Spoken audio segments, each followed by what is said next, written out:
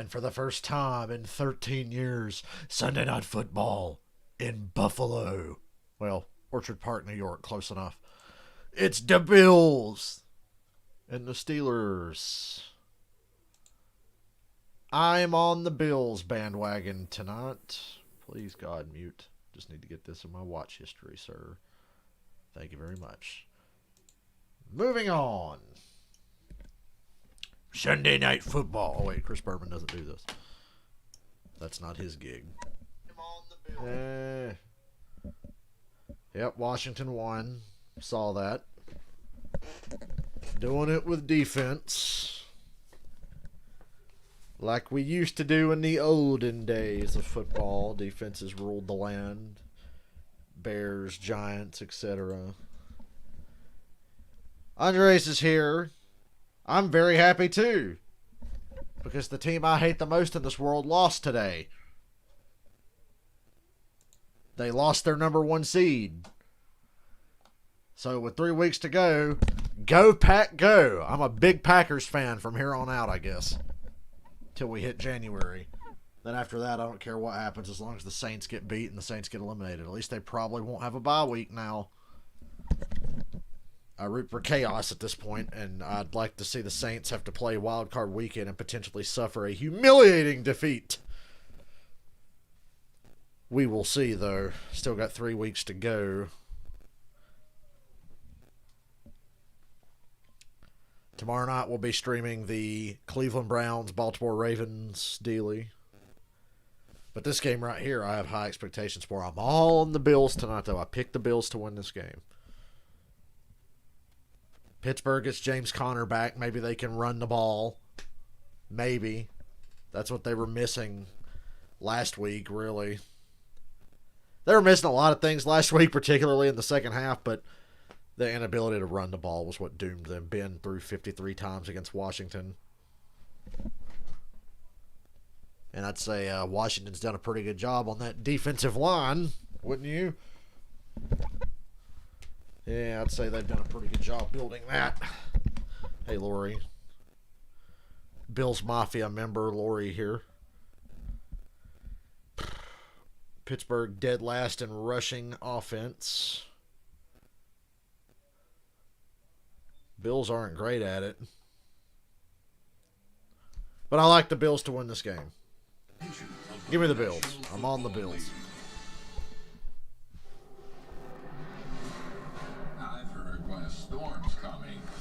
Now, do I expect Mike Tomlin to have these boys fired up, pissed off, and ready to play after that shit with the Washington whatever this past week? Yes. I think the Steelers will play hard.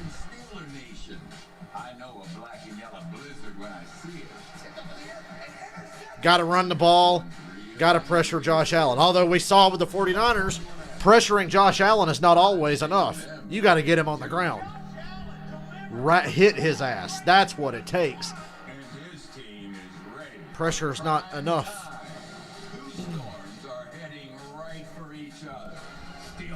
Give me the Bills.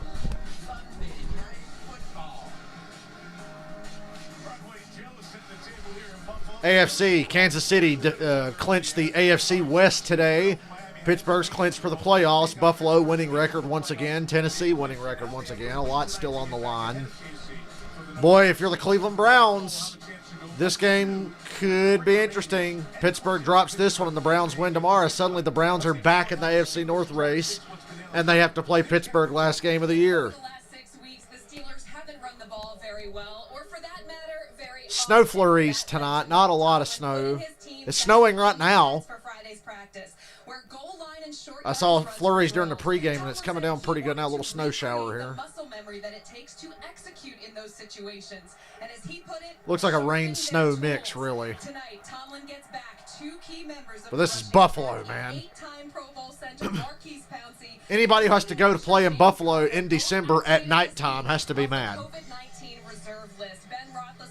Remember how miserable everybody was when the Super Bowl was in Minneapolis? Sure, the game was indoors, but all the shit leading up to the game during the week, it was like 10 degrees at most in Minneapolis in February.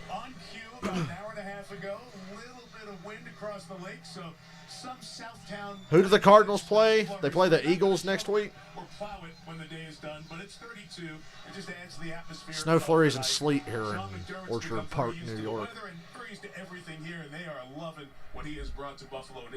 Starting to think Sean McDermott was a big reason why the Panthers were so successful. Although Ron Rivera with Washington kind of proves that, hey, it was his team. Kind of reminds you of that. I hope it just snows heavier than they expect. It's about 33 degrees. How about that? It really is amazing. But, Mike, this is one of those games, right? This is one of those. What year was what, Andres? About these two football teams. Is Buffalo I forgot what I said. What year was what? Tier of teams here. And are the Pittsburgh Steelers, was that just a one-game aberration? Buffalo in the all-red uniforms tonight. The Kool-Aid Men, Bills Mafia. This is a game. Snow's coming down. Oh, this brings back good fantasy football memories. I had Le'Veon Bell when he went for over 200 yards against Buffalo in this building. And the Steelers are going to start from their own 10. Ill-advised kick return.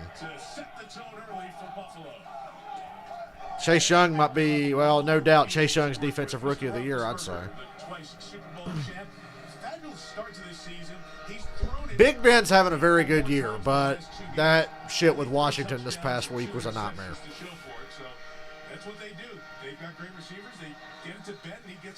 And Big Ben's playing injured, too. He's been really banged up. Elbow and knee issues, I believe. Oh, the Super Bowl when the Eagles played the Patriots. That was in Minneapolis.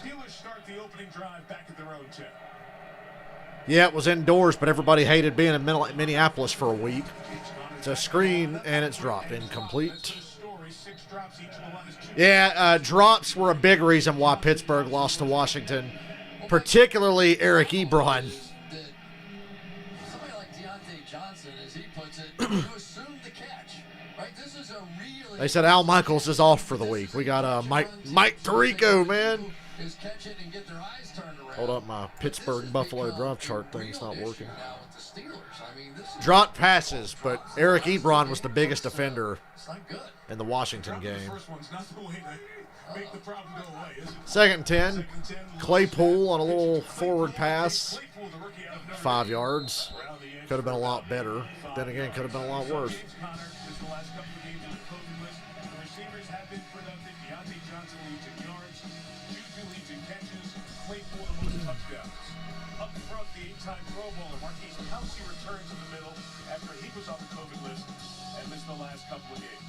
Steelers offensive line are some fucking dogs, man. Washington gave them all they could handle there. Throw the ball just to Juju. Don't throw it to Eric Ebron if you can avoid it. Oh! Looked like the DB was jumping the route. It's incomplete, and Pittsburgh will punt. Boy, I tell you what, Levi Wallace almost had a pick six to start this game. He was right underneath this thing. You're going to see just a little dig inside around here, and Wallace is very much in position. Will the real Pittsburgh Steelers please stand up? Last time, and maybe just a fraction more confidence, you'd have had that one in the end zone. And the Steelers are punting from deep in their own territory. Roberts having an excellent season, third in the league in punt return average. Comes to the sideline to get this one. Not a great one. Buffalo's going to start at the 43. There's a flag down there. Hey, shout out to Cole Beasley, who's been balling out lately. More touchdowns than Julio, more catches than DK, more yards than a lot of top receivers in the league. Cole Beasley's playing his ass off. During the kick, holding receiving team number 59. 10-yard penalty from the end of the kick. First down, Buffalo. Andre Smith of Buffalo going to back up Josh Allen, 7th overall pick in 2018. Excuse me. Starter early in his rookie season. His 35th straight start tonight. Really Josh Allen's got 3 more weeks to make himself an MVP candidate. For Josh Allen here this year. Look at the number on top, 70%. This is a quarterback who finished last in completion percentage his first 2 seasons. And now he's 4th at 70%. Man. We're going to talk about that throughout the course of the night, but he's figured it out. Here we go for the 33 with Allen. Good protection, nowhere. Beasley was covered. It was high, tipped, incomplete. Cole Beasley. This running back, Devin Singletary, good rookie year, not as big an impact yet this year. And the strength of this group is the receiving corps. Stephon Diggs over from Minnesota in the trade, and Beasley in the slot. Crew up front's going to get tested. Deion Dawkins, the team captain on that left side. Darrell Williams on that right side. Now that I'm streaming, I can't stop coughing. TJ Watt. Don't worry, it's not COVID. You see it on the screen there. 2nd and 10. For Singletary, wasn't looking for the ball. Yeah, wow, Allen found a hole to get some yards. It was a pump fake to the screen. He kept it. Somehow got through the line for a few yards. This is going to be a rarity tonight, but Darrell Williams one-on-one with T.J. Watt. And what you'll see out of Watt is he's going to get straight up the field and make a hard right, and then they hope to get... Could see this game again in a few weeks. Cameron Hayward. The Bills and Steelers will be right around the same playoff position. I think there's a false start on Buffalo here.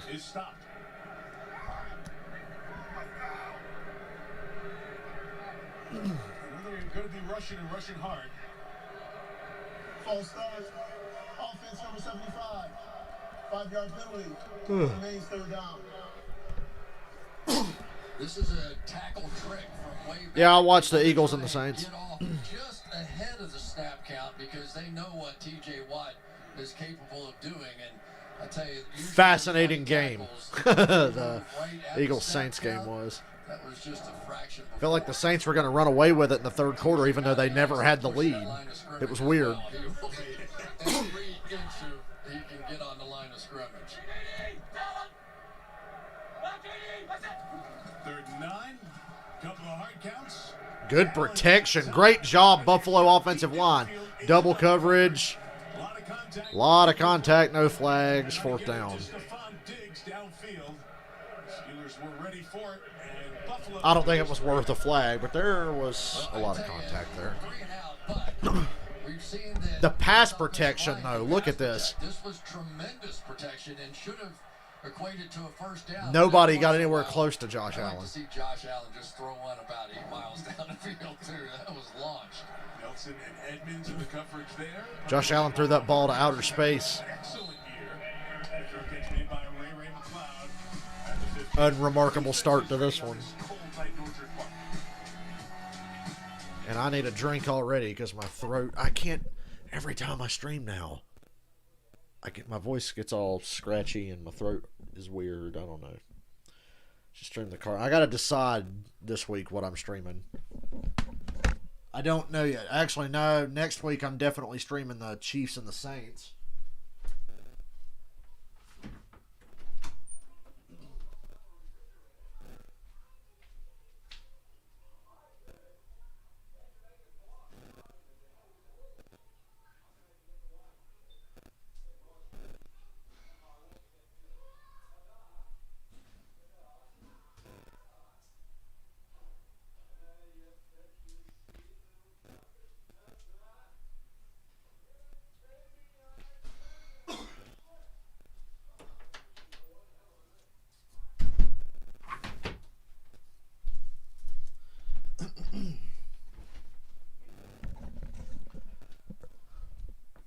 Depends on when they play next week. I'll look at the schedule. I liked what I saw from Jalen Hurts. I liked what I saw from the Eagles as a whole. Aside from a missed field goal and a dumb 4th down call, the Eagles were very strong today and deserved to win, so good for them. And they beat the Saints, which makes me very happy. Sorry, but at 4, I'm doing Chiefs Saints. I can't pass up Chiefs Saints. Drew Brees might play. So next Sunday, we're not streaming any Saturday. Sunday. Seattle, Washington would be a maybe. That's a maybe. But really the story is Chiefs Saints. I like Browns Giants. That could be good.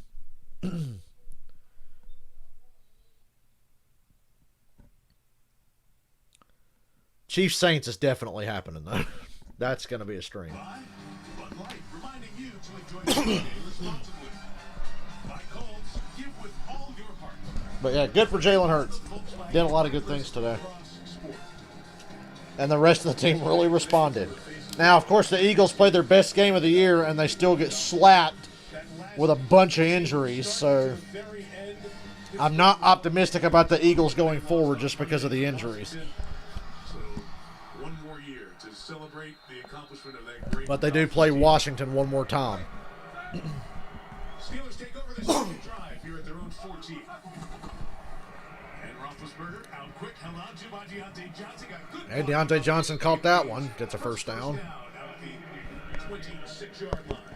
Against this Buffalo defense, not as dominant as last year, but they're playing better than Jerry Hughes. He's been bringing the pressure off the edge the last couple of weeks. First round pick 3. Guess who's off work tomorrow? Of this defense, the linebacking core. And in the secondary, they've got to stand out for Davius White. God damn it, I can't stop coughing. I'm so mad. And Hyde, they've started most every Bills game. I know it's annoying. I apologize. Except for 3, I should say. From the 26, first down, and Roethlisberger again. Juju, gain of 5. Juju Smith-Schuster for the catch on first down, a gain of 4. Yeah, this is the new Pittsburgh Steelers offense. He never gets sacked, and with good reason. You couldn't run 7 yards this fast. I mean, the ball has been coming out of his hand 2.2 seconds on average, and you and I have talked about it. You think of all those days of big, stiff-arming pass rushers and throwing the ball down the field, and it's just not who they are right now. Can't get to him anymore. You saw that how quick it was. From the 30, James Conner, loss of 1. inside, and he's going to lose a yard. Ed Oliver put him down on his ass pretty hard. A little excessive. James Conner was looking at the ref like, what the fuck? As well, the last 2 games. Conner on the COVID-19 list, coming back. He missed 6 games last Trying to get this cough out of me, goddammit. with some really good efforts, and Mike Tomlinson I didn't cough the entire 3 hours between streams. deal with COVID-19. Or 4 hours, whatever it was. Marquise Pouncey back in there. He's the guy that likes to stir it up a bit for this offensive line. Third down. Maybe that'll work as well, but they're not going to run it now. Conner out. It's, Jalen like I said, this is possibly a playoff preview. 3rd and 7. Ooh, it's a drop. Dropped it Johnson again. twice, and Johnson can't hang on. You can just see. Is this dude just scared of getting hit or something? I think that's why he dropped that I one. mean, this guy is the 3rd most elusive wide receiver, and look at him. He's looking down at his hands like, why are you failing me now? I mean, What happened to my hands is what he's saying. Working on it all week. He's really not looking that ball into his hands. He thinks he's looking at it. He said, bruh. But it's not right. That's what he told us. I got to focus on secure the ball, then make the move. His exact words to us this week. And a couple of times he hasn't been able to pull it off. Good hang time. Andre Roberts made a nice spin move, but doesn't get far. Quickly at the 32-yard line. Former Falcons waste of money, that was. Downtown Buffalo on this Sunday night. Buffalo looks like such a lovely little town. But nobody wants to live there that plays NFL football. Because NFL football players are divas. And who the fuck wants to go to cold-ass Buffalo? A.K.A. football Siberia. At least they're a good team now.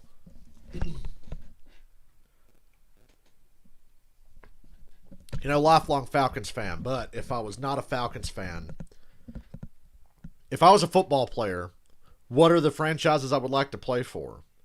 Bills, Raiders, Packers, Steelers.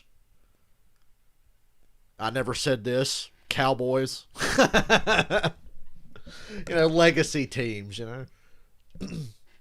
Teams I wouldn't want to play for. Fucking Panthers, Texans, Jaguars. Bleh. You know, those newbie teams. Because, yeah, living in Buffalo sucks, but when the Bills are good, that city loves football. Don't they, Lori?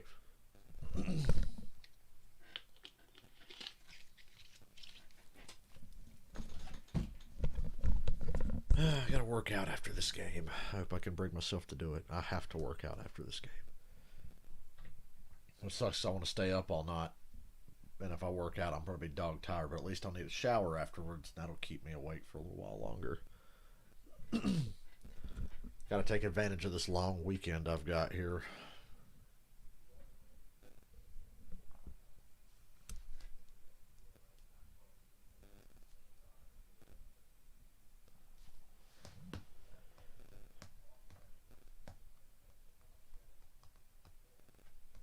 Oh, yeah. I wouldn't want to play for the Jets or Bengals either.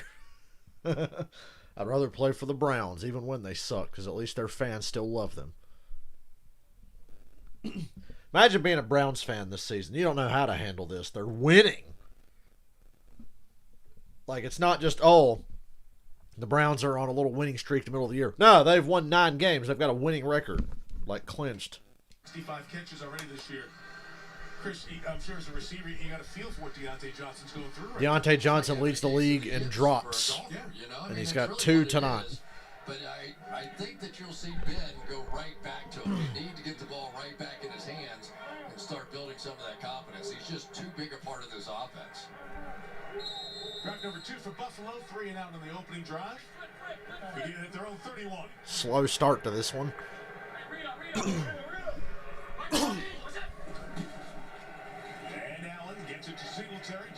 A lot of good open field tacklers in Pittsburgh, and that was a case of it there. Changes up front on this Pittsburgh defense that has allowed the fewest points, the most sacks, and the turnovers. The guys up front are strong. Stephon Tuitt, second game back off the COVID list. There are the changes in the middle with Allen and Avery Williamson. The 2 But injuries have started to pile up for the Steelers. At least they still have Fitzpatrick, Watt, Tuitt, and Hayward. Allen under pressure. There's Cole Beasley, first down to the 45. First down for Buffalo, out of bounds at the 46-yard line. You know, Avery Williamson is a very athletic guy, but this is a no way. you're not covering him. This is one of the best, if not the best, slot receivers in the game, and linebackers just try and limit the yards after the catch at that point. Josh Allen will empty it out. Singletary's the back, and he's What a thrill to see Buffalo in a Sunday night game. Allen under pressure. Oh, it's tipped. Incomplete. and incomplete. It bounced incomplete. So we have second down. There you go. Off the inch from Alex Highsmith. Broke that play up pretty quick.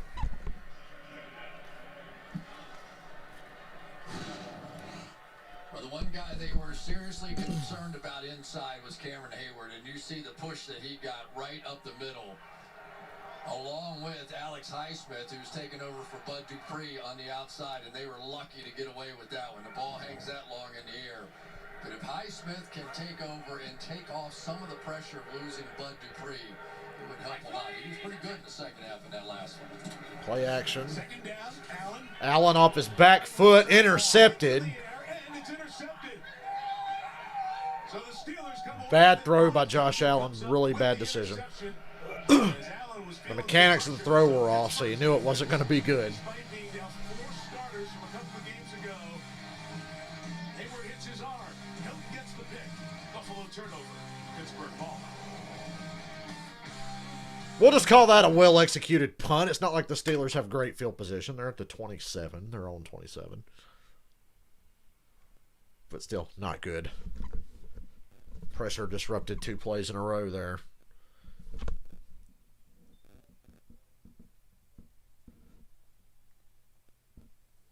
I think my cough is starting to subside. I certainly hope.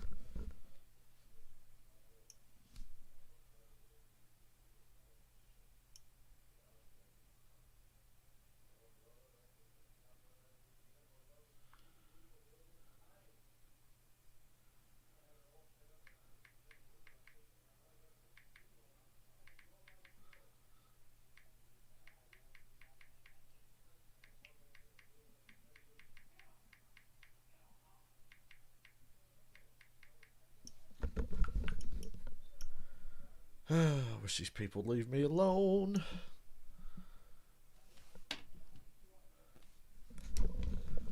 What am I going to do first after this game? Take a massive dump and work out, or work out and then take a massive dump? I'm kidding. I got some working out to do, though. I had a big dinner. Got to work it off.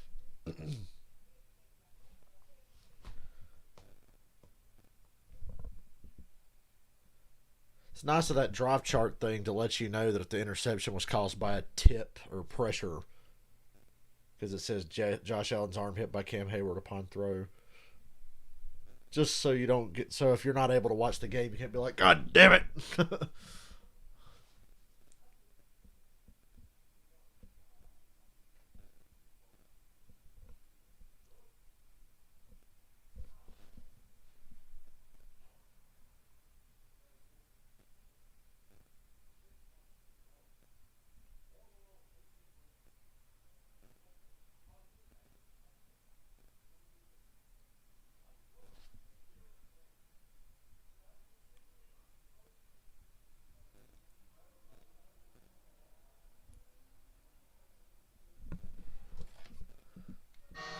Snowflakes are getting bigger. Did he get his arm? Yeah, and one of the things that Or was he just shoving the lineman back towards him? That threw off the mechanics of the throw. And they wanted their powerful guy in Cameron Hayward. Yeah, Hayward kind of stopped Josh Allen's arm from coming completely forward. You'll see that arm hit. And so far the protection That ball fluttered and got picked. For the Buffalo Bills. The top takeaway bunch in the league strikes again. 24 takeaways for the Steelers. Most takeaways and most sacks, if I'm not mistaken, although Washington's got to be catching them in that department. Just shy of 3 yards. Over the 29 Hey, Jeff, yes, I'm spared more pain in January. Here's to a good offseason. The choke bowl did not disappoint. It definitely lived up to the hype. The Falcons and Chargers traded multiple turnovers in the last 5 minutes. So tonight the Steelers will use more motions, more shifts, more misdirections. Meanwhile, Deontay Johnson's dropping more balls than New York City. Steelers get James Conner, though. As good a 3.5-yard run as you'll see for all the pressure he had to deal with. Third down. This is a defensive battle. Watch him come firing over here early in the game, and all you want to do is just hit somebody hard, swing and a miss for strike one. But these guys are going to be fired up for this family affair. Yeah, you got Tremaine on that side. Terrell Like I said, these snowflakes are pretty fucking big now. I hope it keeps coming down. There was not supposed to be any snow in the forecast. It just kind of come out of nowhere. Because trust me, I was checking. I knew the game was going to be in Orchard Park on Sunday night. I'm like, I got to check the weather. Ben tipped. Oh, incomplete. Almost intercepted. Fourth down. Bills make another stop. Yeah, defenses are bringing the heat tonight. I think that was Tre'Davious White that got his hand on that ball. So their best cornerback and one of the best cornerbacks in the league came off of coverage. We got a snow game. And it's the perfect temperature. It's right at 32 degrees. Not below freezing, just right at freezing. I live in North Carolina. We usually just get ice. Oof. Almost blocked. Clear fair catch signals made by Roberts. Everybody saw it, and he'll have it just over the 30. Halfway through the quarter, no score. Trading punts in Buffalo. Seahawks had a bye week today. That's good. They're not going to have one in the playoffs, so it's good they got another bye week today with the Jets. Little scrimmage game. Got some Geno Smith action going on up there today in the Pacific Northwest. For those of you who don't know, yes, Geno Smith is still in the NFL with his reconstructed jaw. Boy, the Jets have been so bad for so long. And they had to it just dawned on me. The Jets had to deal with fucking Jamal Adams and Geno Smith today. Oh, the irony. I wish the Jets would start winning some fucking games so my boys could have a shot at the #1 pick. We got to stockpile draft picks. We got to make some dramatic trades, in my opinion. Gain of 6. Ghosts of New York Jets past, living in Seattle, getting their revenge today. He is a guy that missed a couple of games in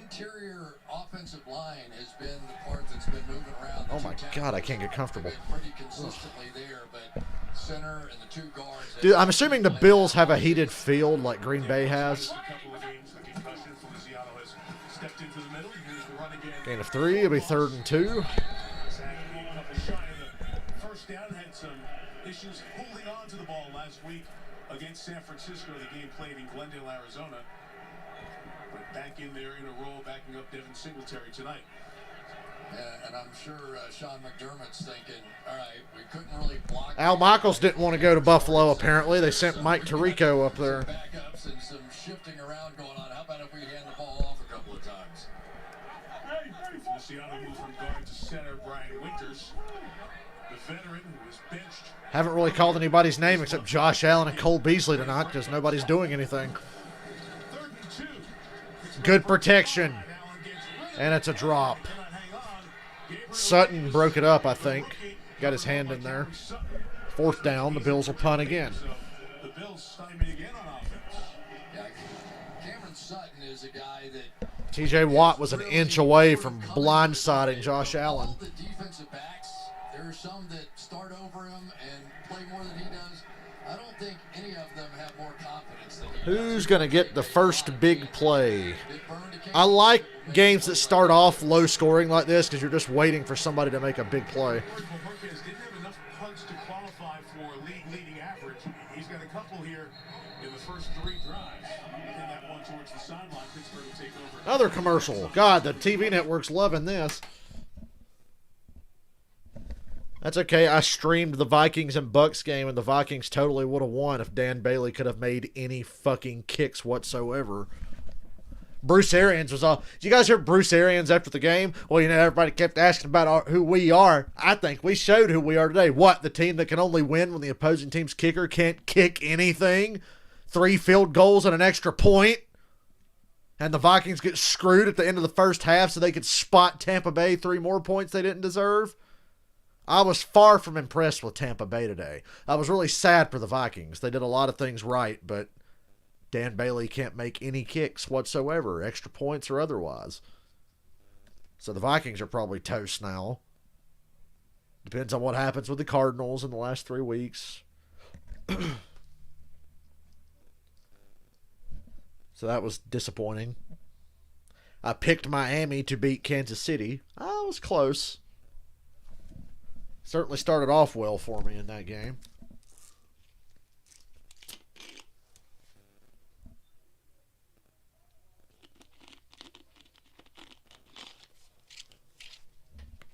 I don't need to go back and watch the highlights to see that the Jets did a lot of things wrong today. They do that every week. Like the Colts, they rolled the Raiders. I'm a big fan of the Colts and how they're playing. For some reason, that extra team in the playoffs this year is really spicing things up. There's so many matchups. And as unpredictable as the NFL is, there's only 3 games to go. I'm not going to project what I think is going to happen. So we'll just see. And then be pleasantly surprised by whatever matchups we get for the playoffs. And hopefully the Saints don't get a bye week. It's my biggest thing at this point.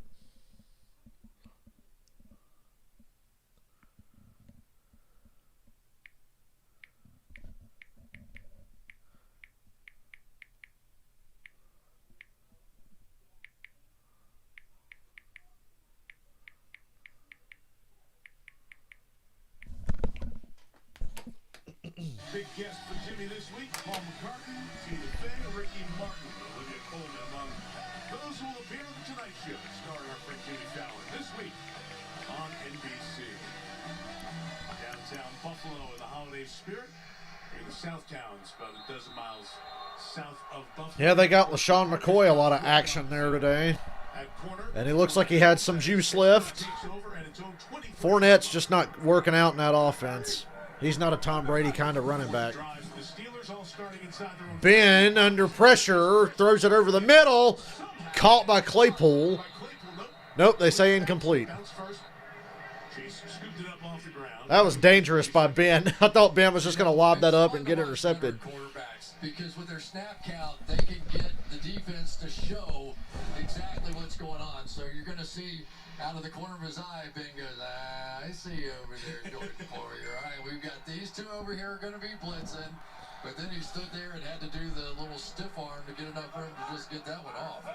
He didn't get sacked. Second and 10. 60 straight pass attempts without a sack. Here comes a blitz. Second and 10. Claypool makes a catch, only a gain of about 3. In front of the veteran. Third down again. Here we go. 4 yards. A little change up front for Roethlisberger and the Steelers. Matt Filer, the left guard, walked off to the locker room after that last drive. Chris, let's go back and look at his last play. Yeah, let's see. He's such a key part of it. We have that chest, arm area, whatever it is, but we hope he's okay. This has been it's been a rough go, and Hasn't targeted Eric Ebron yet. He must still be scared after Monday. this may be all passing all the time tonight. Rookie Kevin Dotson. Pittsburgh still not running the ball very well. Ben pumps, throws. Nice play. Juju first down to the 40. Strong hands at the 40-yard line. It's a first down and a gain of 13. Good pump fake. It must have got half the defense because it got me. The pump fake that Ben does and hang on to the ball. We were talking with some of the defensive players from the Buffalo Bills. It's like they don't know how the ball doesn't go. I jinxed for the Steelers because they lost the Washington game, and it was the first Steelers game I'd watched all the way through for a while. And I feel like they're going to lose tonight. It gets everybody. Second first down of the quarter for the Bills from the Steelers, and Connor will run it on the ground for 3 yards. So get it on the ground with Pittsburgh. They have not done it of late. They liked it early in the season. Oh my God, my stomach hurts, man. Middle of the pack, 8 touchdowns, 44 first downs in the first 6 games. Too much homemade mac and cheese today. In the last 6 games, My stomach's like, bleh. on the ground, only 2 touchdowns and limited first downs. I hope I get through my workout. God knows I need it after They today. don't recognize them. This team always found a way to get those third and short yards on the ground. Now it's through the air. First down again, Juju. Smith-Schuster across midfield. And the first down. Hey, gosh, you've been playing or watching this. Steelers have a drive going now. Most of your life. Strange. It is. It's very different, and it's also sort of interesting to think about. Early in the season, they were trying to protect Big Ben. They didn't know about his arm, so they wanted to run the football, and so they had that balance almost by default. Now that he's feeling better, now all of a sudden they're feeling like okay, Into we can Buffalo throw all the time. territory And for I'm the not first sure they're time. as good as they were when they were trying to protect him. Here comes a run. Somewhere there's an answer in there. Yeah, gain of 4. Not bad. 4-3 to the 46. And there's a couple of reasons. You mentioned Pouncey being out of You think they're going to draw up any more deep passing plays to the third string running back tonight or nah? Did they realize that was a bad idea after they tried it with the Redskins?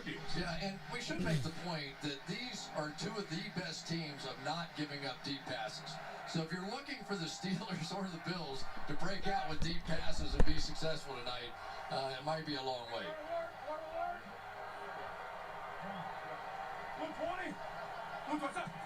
Buffalo size. That's another run. Samuels. Out to the right A side. yard, third down. Buffalo defense over there limits the gain of a yard. Jordan Poyer over there. So you take Roethlisberger, the last 5 games, and compare it to any 5-game slice in his career.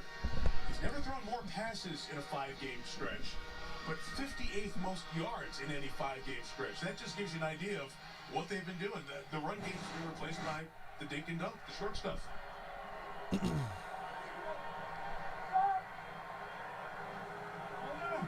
Third and 6.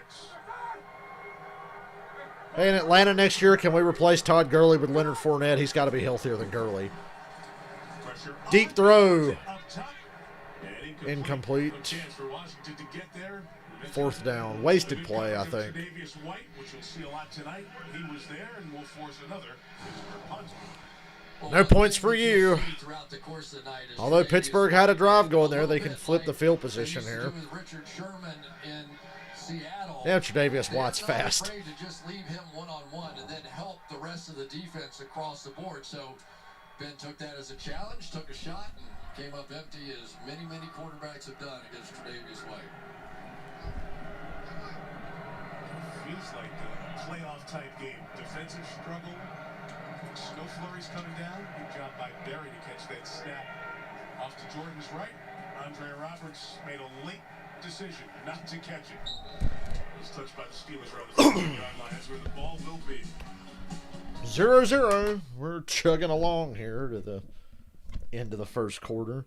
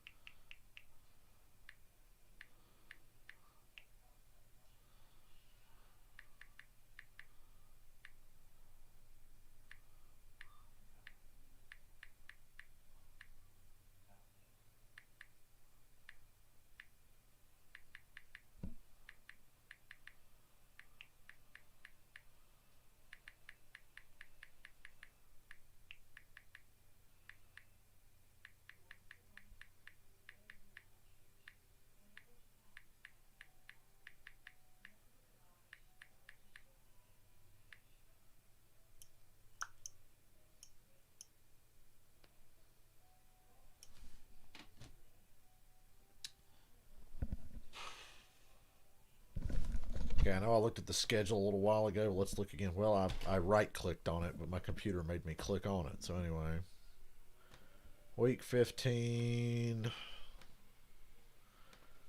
We are going to stream.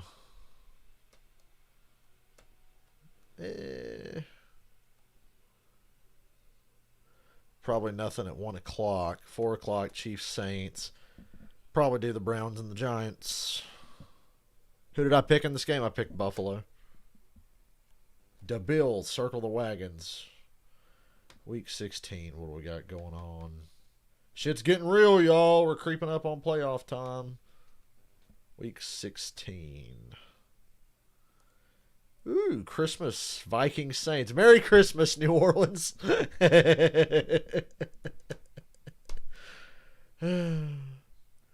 Dolphins, Raiders, the day after Christmas. We might stream that one. 2 days after Christmas. Anything interesting? Colts, Steelers, Falcons, Chiefs. Help us with our draft position, please.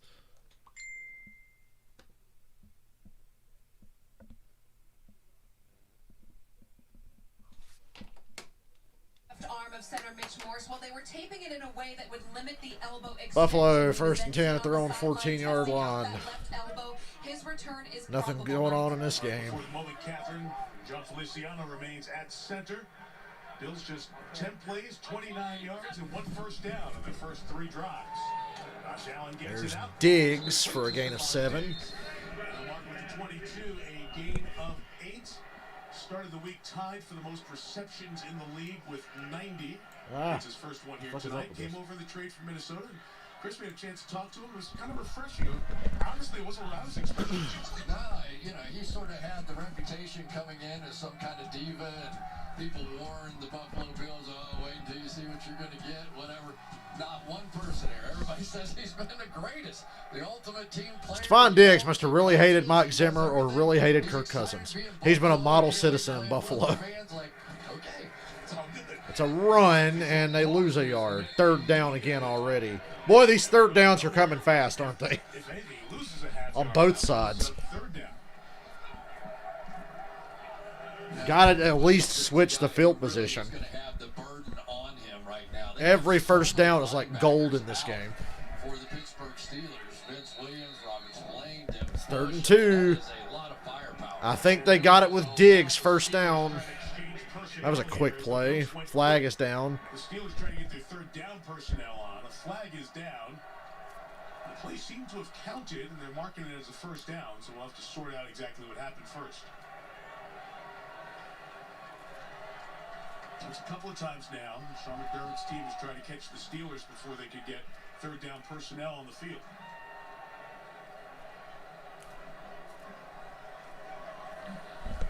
Defense, 12 men on the defense. Get a couple of extra yards. 13 men on defense for Pittsburgh, actually. Good play by Josh Allen to get that ball snapped. But you've got, the other problem that you've got, when you have that many linebackers down, you've got a valuable first down. Not on the field, you can only have They're hard to come by. There's some implications now for the Pittsburgh Steelers on defense. First down, Allen retreating with the pressure. Incomplete. Incomplete as he threw it towards his tight end. Dawson Knox. McTominay's got knocked down on the sideline over there for the Steelers. There's Brian Dable, the offensive coordinator from Buffalo. Yeah, and I think he's up there trying to draw up a plan for somebody to please block Cameron Hayward. Hayward has destroyed the inside of this offensive line thus far, and Josh Allen's been good, but he's not going to be able to avoid number 97 all night and make plays. They had already made a change last week. Ike Bunker, 65, the left guard, came in to replace Brian Winters. Again, the rush screen behind it. Steelers are all over those screens. Terrific play to bring him down with Mike Hilton. Like I said, a lot of good open field tacklers in Pittsburgh. Set up third and long. 3rd and 11. Those guys that he is asked to do a lot of different things. He is up around the line of scrimmage. He blitzes a lot, and he made plays all over the field. There's a meteor shower going on right now So Buffalo trying to go outside my house. Not even kidding. but they weren't ready to go. That's Buffalo. I'd take this to the end of the quarter. That'll settle down. You know your defense is about to get back on the field. Give them a break. See if just let the quarter play out. 3rd and 11. And Josh. That's the end of the first quarter. So, A rather unremarkable first quarter. here at Orchard Park. We ended the first quarter. NBC's Sunday night.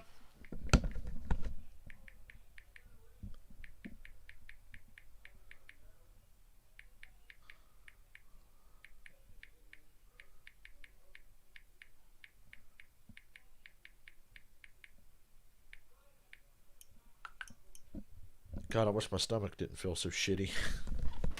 But it's my fault. And now I've got to work out extra hard to make up for it.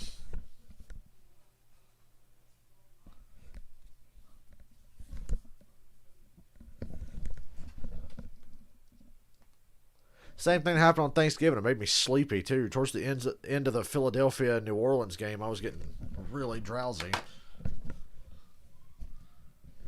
And I'm off tomorrow. I want to stay up, God damn it.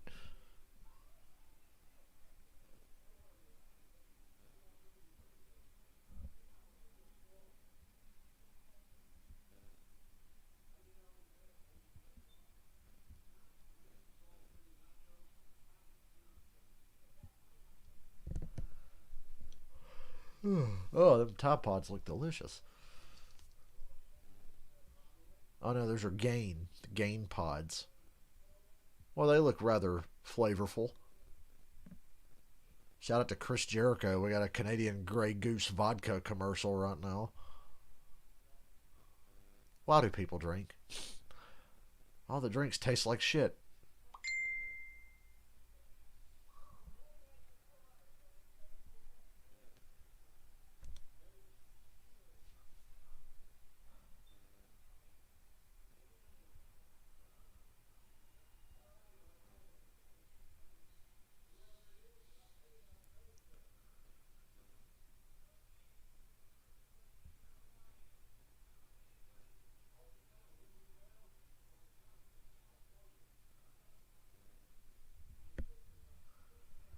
Yeah, I actually, like I said, I like these kinds of games. The big plays really mean a lot more in games like this. So there is a charm to these kinds of games. Remember the Jacksonville-Buffalo playoff game a couple years ago? I loved that game. The final score was 10-9, but it was a phenomenal game. I thought the Super Bowl with the Rams and Patriots called a bunch of bullshit that it didn't deserve. Like, dude, that was about as interesting a first 3 quarters as I'd ever seen to be so low scoring. I didn't know Toronto was right there. I had no idea. I was looking for the guys. 3rd and 11. Didn't see those guys. And you didn't go for the Bears. No. About 100 miles to Toronto, but it's where Canada starts as we begin 3rd and 11 to start this second. Blitz quarter. off the edge. Allen hit as he throws. Incomplete. Oof. Incomplete. Cameron Sutton bringing the pressure. They're calling it incomplete, but they're fighting over it like it was a fumble. After the ball for a clear recovery in case So maybe you could make a case. It kind of happened pretty fast. they blew the play dead right away. Sutton free off the edge. And now you're starting to see a little bit of the full complement of the Pittsburgh Steelers and what they can do. They're going to bring the speed off the edge. You've seen Cameron Hayward. Ooh. That ball. That looked like a fumble to me. Is there a clear recovery by anyone? What happened on the recovery side of that? Well, that's why I said they kept going for a clear recovery. Sean Smith That looks like a fumble on the replay. That's a fumble, son. pushing it. Sean Smith did make the announcement here a moment ago. And here Well, the Bills are going to get away with it. They punt. No challenge from Pittsburgh. I don't know what the recovery would have been. Back to the 21-yard line. Steelers start at their own 20. Smuggled by the Bills. You really couldn't tell in real time. It had to be a judgment call, but the replay showed that was a fumble. William McMary has given us presidents and NFL coaches. Jimmy Laycock, the longtime outstanding coach of William McMary, just retired a couple years ago, has noticed the change. So the school that gave us Jefferson and Monroe and Tyler, they're in Williamsburg, Virginia, has now given us two coaches taking their NFL teams to the playoffs, and Tomlin and Sean McDermott. And as we said, they were in school together, teammates for a couple of years. There in 93 and 94, Mike Tomlin said, I was 20, he was 18. Same guy, just more mature than I was. Sean McDermott on the other side said, you could tell Mike Tomlin was ready to be a leader. He was a leader then, in everything, on the field, on campus. I love both of these head coaches, Tomlin and McDermott. They're both great. But you're saying it's easier to be president. No, not at all. Big Ben taking a shot. Ooh, incomplete. Good effort by Claypool. Good coverage by Josh Norman as well. Couldn't get a flag or a catch there. Catherine. Well, I asked Jimmy Laycock how he remembered the former teammates, and he recalled Tomlin as happy, upbeat, and the kind of guy the younger players went to. He said McDermott was more reserved and intense. He was so quiet and nice, and then he'd knock your head off on game day. Of both of them, he said it's very simple. They are who they are. They don't try to play the role. They're exactly the same guys that they were when they were 18, 19 years old. Look at Mike Tomlin looking like an extra from the Fresh Prince of Bel-Air in that picture. And both young head coaches, McDermott 45, Tomlin 40. Offsides, or is it a false start? It was up top with one of the receivers. Is that Claypool? Have to get sorted out. Neutral zone infraction. Offsides. Defense number 27. Tre'Davious Watt. Remain second down. Chris, you know there was a big laugh? All the teammates of these guys who are watching this, they've kind of gotten together. They're doing a little Zoom call, so they're watching the game and getting to tell old stories about these guys, and they can't defend themselves. Yeah, and he said that those guys get to look at it through rose-colored glasses. We get the harsh reality of football. Those guys are remembering the glory days. Tomlin also remembered when McDermott gave him a good shot in the back at one drill and wasn't too happy about it. Second and 5. A run for a first down. Do you think you'd see that tonight? Second-year man out of Kentucky will get those tougher yards for the Steelers, something they need. And the first down across the 30 to the 32. You know, it's always interesting for me to watch the evolving blocking styles in the National Football League. And what is in right now is this sort of where you get your hands hard inside and you chop your feet. If you watch the Pittsburgh Steelers offensive line, their feet, it's just always moving, but in some way it also gets them a little higher, and you wonder, does that impact some of the run blocking? After the first down, Roethlisberger will play action. Juju, first down. This is a big play across the 50. Pittsburgh's moving the ball a lot better than Buffalo. It's a first down at the Buffalo 48. Buffalo just can't get anything going when they have the ball. Pittsburgh, they have flashes here. About these bunch formations is you force constant decision making, and there you can see Kind of got the Bills to pick each other off there to let Juju get open. in the man coverage, and you pop wide open, and it's just a difficult thing. Sometimes because there's no crowd anymore, they're able to pick up some of the calls like lock, which means stay on the guy where you are, and they can take advantage of different things that are happening on the defensive side. Longest play of the game, 20-yard gain there, and it's Snell who gets the other on this drive, and a gain of a couple of yards there. Second down here for Pittsburgh. There's James Conner. Went up to the tunnel earlier to the locker room, and since come back, has his helmet. But Snell getting the work here on this drive. Yeah, and a much better looking Buffalo Bills defense now, too. Tremaine Edmonds there with the play on that one. He really was struggling all season with a bad shoulder. Wasn't nearly as physical as what we had seen a season ago, but he's now starting to round into form. Good defense is exciting to watch. There's a draw play. Nice run. Be 3rd and 3. Pick up a 5 will set up 3rd and short. Just take a look at some of these offensive linemen of the Pittsburgh Steelers. When they make contact, you'll see their feet just sort of, I don't know, I call it pitter-patter, but it's just like da-da-da-da-da-da-da-da-da. Da-da-da-da-da-da-da-da. But as they Chris Collinsworth auditioning for the reboot of Beavis and Butthead. Da-da-da-da-da. Because if your feet are moving when you land on the back of a knee like that, then sometimes it's not quite the impact nor the injury. Said by a wide receiver who blocked for many years. Oh, Pete Johnson used to love running over me. 3rd and 3 here for the Steelers. Roethlisberger over the top. Eric Ebron drops it. It's 4th down. They'll bring up 4th down. We'll see what 4th and 3. What do you think? Here.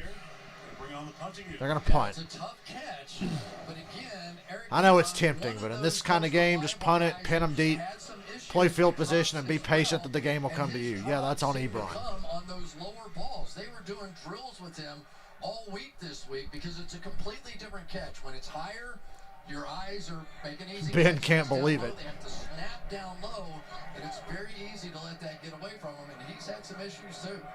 Here's Jordan Berry. He had 4 punts in the first quarter. First time that's happened for the Steelers. A lot of They've never punts. scored since 1994. Punters are earning their money, His 5th punt will back Buffalo up. carrying the game. 10-yard line. Said they don't play defense anymore. They've got defensive battle a third of the way through. Excuse me.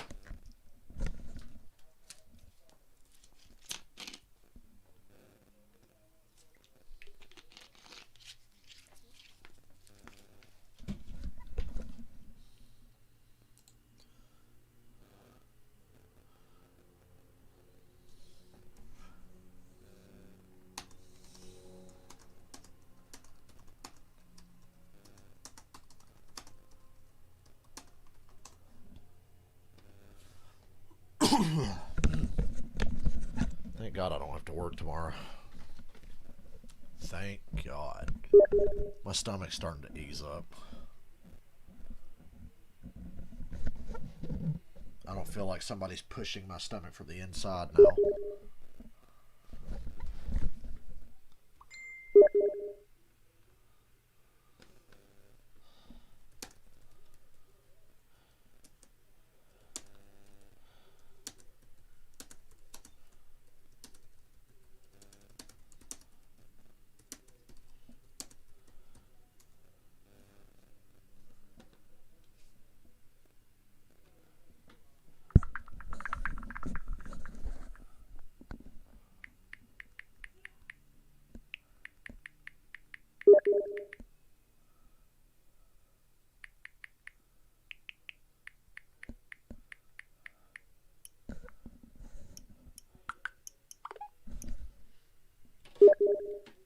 The least accurate quarterbacks in the NFL his first 2 years to one of the best. Well, how about some digital mapping of his throwing mechanics so you can see. Is this what Madden does? Science going Oh, into wait, it. that would require It comes effort. down to They never put effort into lead Madden, so with no, that this is not what front Madden foot, does. Open it up a little bit, and then to that hip, and then to the shoulder, and then to the arm, and then a final little flick with the hand. But you can imagine it's like trying to change your golf swing, Mike, and then take it out to the golf course. It rarely goes well. Yeah. Bill's starting from their own 9. Right? They take it to the first tee. There's a handoff for Singletary. And a 3. Movers have really been working on all this technology. Boy, Dawson Knox or somebody just put TJ Watt down and kept him there. He really finished that block. Look at where his foot's starting, where his foot's finishing, and how that's. My God, Jordan Palmer sounds just like Carson Palmer. And when we look You could at tell they're the brothers. sequencing of it, shoulders firing first, hips second, then arms coming forward. We'd really like this hip to come first, this shoulder to follow, and then this arm to come forward. Got hip, shoulder, arm. This is what they have worked on. It's changing mechanics after he's been thrown at Wyoming and thrown in the NFL. for a couple of years. Omaha. Brother, 2nd and 7. Cole Beasley. Gain of 4. Third down again already. But you can also Dude, I ate so much mac and cheese. to try and change something. It was the same as that homemade shit from Thanksgiving. We had it again. Open up with that left foot, you'll see it just barely open like a golfer would. Just barely open. And really, that was a little bit more arm than it was hip and shoulder and sequence, but it was a shorter pass. 3rd and 3. It's another short Ooh. pass, and it's caught. Risky throw, but Davis makes a great catch. First down. Central Florida gets Buffalo's 3rd first That was down going to be of a the first half. contested ball right there. Let's take one more look at this motion now, and you'll see it starts. Watch him open up that left foot right there. And a little bit, I would say he's not quite on perfect sequence right now. But when you start getting all the timing of that out, when you have an arm like he does, like they couldn't believe he could throw it as far as he does with the old system that he was using. And you could tell that Josh Allen is starting to believe in his own velocity and accuracy that's coming out of all these drills. First down from the 23. He's flushed Allen here. avoiding the pressure. Launching downfield. Downfield. Oh. Knocks incomplete. Cameron Sutton downfield with the Bills tight end. Good job to break that one up. Good You throw. know, the one thing that we've seen with Josh Allen is when he moves to his right, he has been really dangerous because he has the ability to stop and throw the ball a la John Elway or somebody like that all the way back across the field. Most quarterbacks, when they go to the right, you're basically working from the hash mark your side out, and the defense is all packed into that side of the field. So his arm allows him to open up more of the field than most. 2nd and 10. It's out quick. Oh, whoa. Is that a fumble? They rule it a fumble, and Pittsburgh recovered. On the field, Sutton, and Pittsburgh It's a bang-bang play, as they say. I think it was caught in the air regardless of what happened, unless it bounced off the ground. Knox had it. Huh. It was hit hard in this takeaway through. Cameron Sutton's got the ball. Let's in his see. hands. Dawson Knox, catch, secures the ball, gets hit, ball comes out, bobbles in the air. The ground at all. Oh, wow, and it flies up in the air. Yep, that's a clear recovery by Pittsburgh. Doesn't matter if it's incomplete or a fumble or whatever. Ball never hit the ground. Basically, it doesn't matter It's a whether you takeaway go for low or Pittsburgh. Correct. When I saw it bounce like that, I thought it hit the ground, but it in fact knocks his hands underneath, trying to secure it. I actually gave up an interception like that as a receiver one time, diving for a ball. I got my hands completely Pittsburgh under it, takes over in popped scoring up in the air, range. and it was an interception. Wow, that's it. That does not happen very often. I told you, Cameron. Feels like a touchdown wins the game at this point. And we're not even at the end of the second quarter. Don't tell him he can't play. He is willing to take chances all over the field, and he will make big plays. Starting for Joe Hayden, who's out, the fourth-year man out of Tennessee. So the Steelers, as we said, they lead the league in takeaways. That is 2 here in the first half and 25 on the season. And the best field position by far of the night for either team. Here's Pittsburgh at the Buffalo 30, looking for the first points of the game. James Conner back in the game. James Conner. Fumble! Ball is out. The Steelers are right there to recover it. Spin was gonna They say Pittsburgh keeps it. It looks like Claypool recovered it. Very fortuitous bounce as Pittsburgh Wow. come away with it after Sutton got it for them. See, wait a minute, we're still on piling here. It is ruled. Looked like Jordan It's Poyer definitely a got fumble. out. Jordan That'll Poyer be knocked one. it out. And it's Juju Smith-Schuster. Oh, it was Juju that recovered it. So it ends up a positive play anyway. It's been a strange start to this game, hasn't it? I mean, it's just a strange. The weather is good. This for Buffalo this time of year, you can't expect anything better than this. Second one. Count, second, and a couple right back to Connor gets a first down. Steelers are in the red zone. Pittsburgh will get in the red zone for the first time here as the Steelers get a chance to get on the board.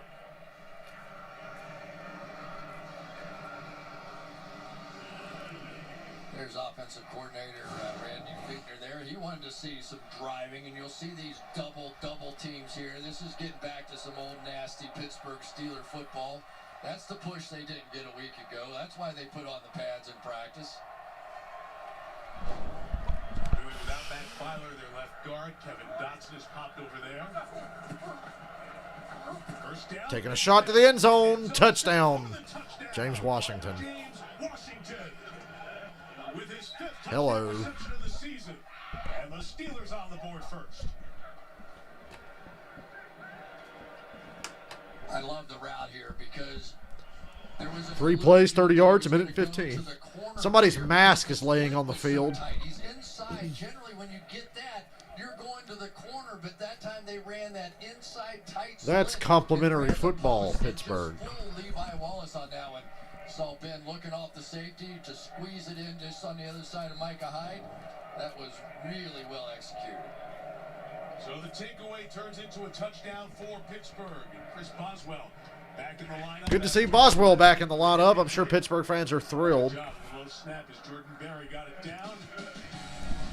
7-0. Roethlisberger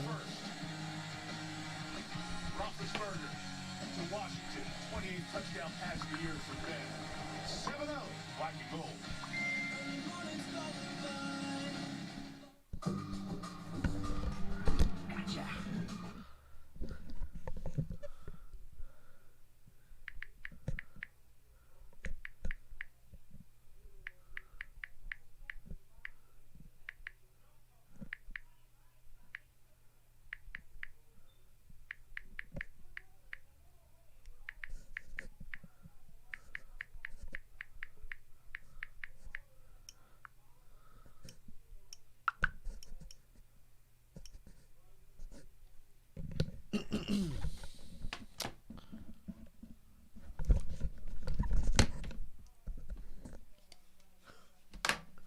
We will keep the Big Ben rape jokes to a minimum. Actually, I can't promise that.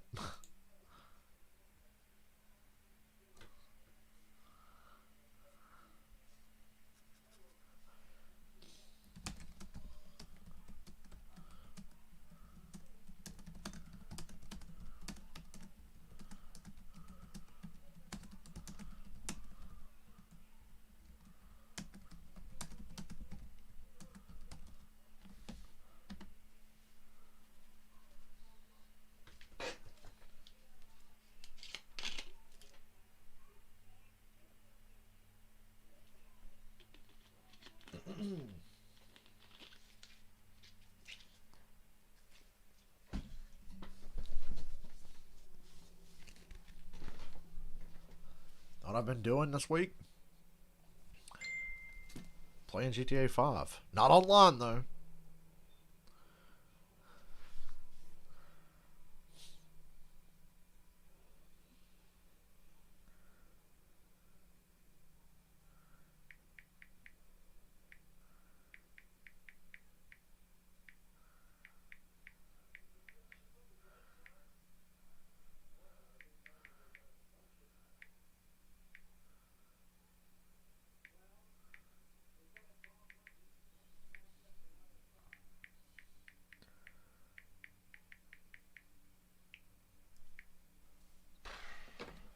It's all live, and you decide who wins.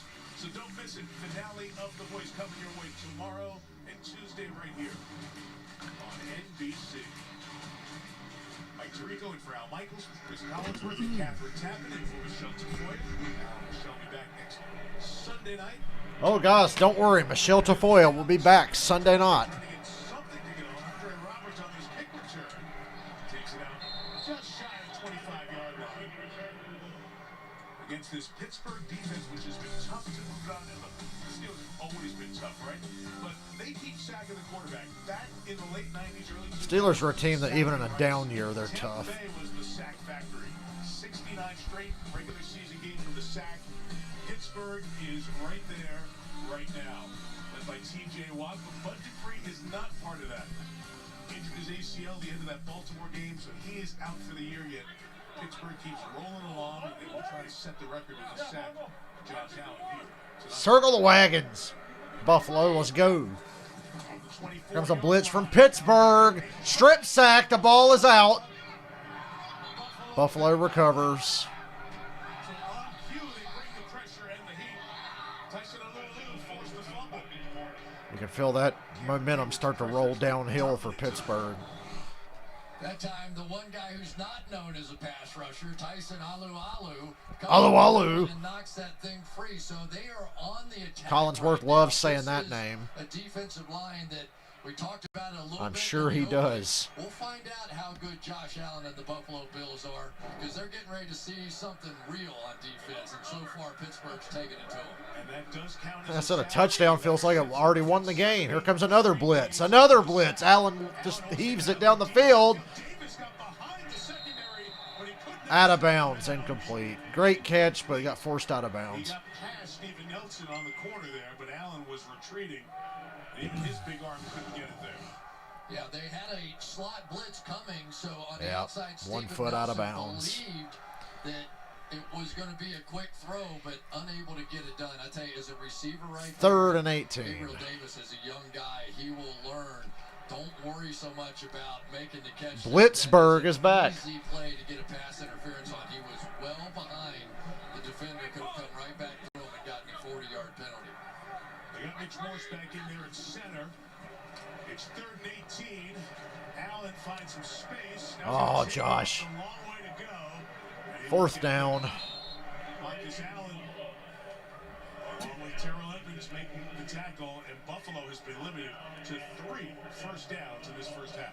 Let's take a look at T.J. Watt here and what you're going to end up getting out of him all night long. T.J. Watt is a vertical speed guy. He's going to go straight up the field and go across. And then he's going to rely on these inside guys to squeeze the vice down. And when T.J. Watt starts turning that corner, that vice gets tight. Corey Bojorquez one more time. 29 punts all year. This is his 4th of this game. The sideline. Ray McLeod is taken right out of bounds. Bojorquez does his job. The Steelers getting the job done on defense so far tonight.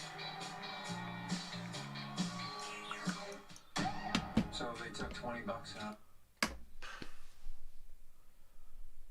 Pro Bowl vote. Does anybody even bother voting for the Pro Bowl anymore? I stopped doing that like years ago. I don't think I've voted for the Pro Bowl since like 2013 or something. Maybe we'll do that at halftime. I doubt it. What's the point? There's not going to be a Pro Bowl, and even when there is, it's utterly fucking pointless because 65 to 75% of the people you vote for don't make it. Because A, they're in the Super Bowl, or B, they just don't want to go, so they stay home. Like that year they put Mitch Trubisky in the fucking Pro Bowl because everybody that was voted in stayed home.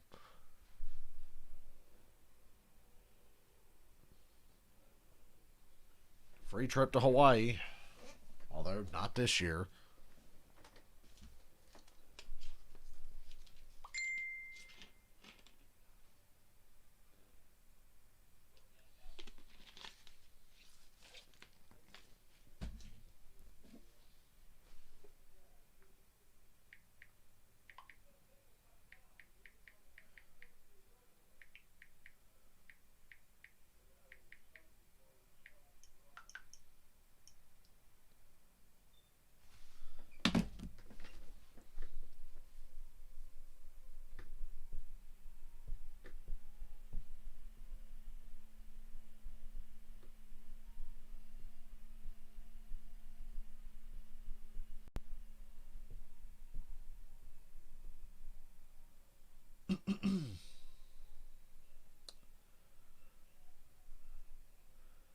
"12 days till Christmas.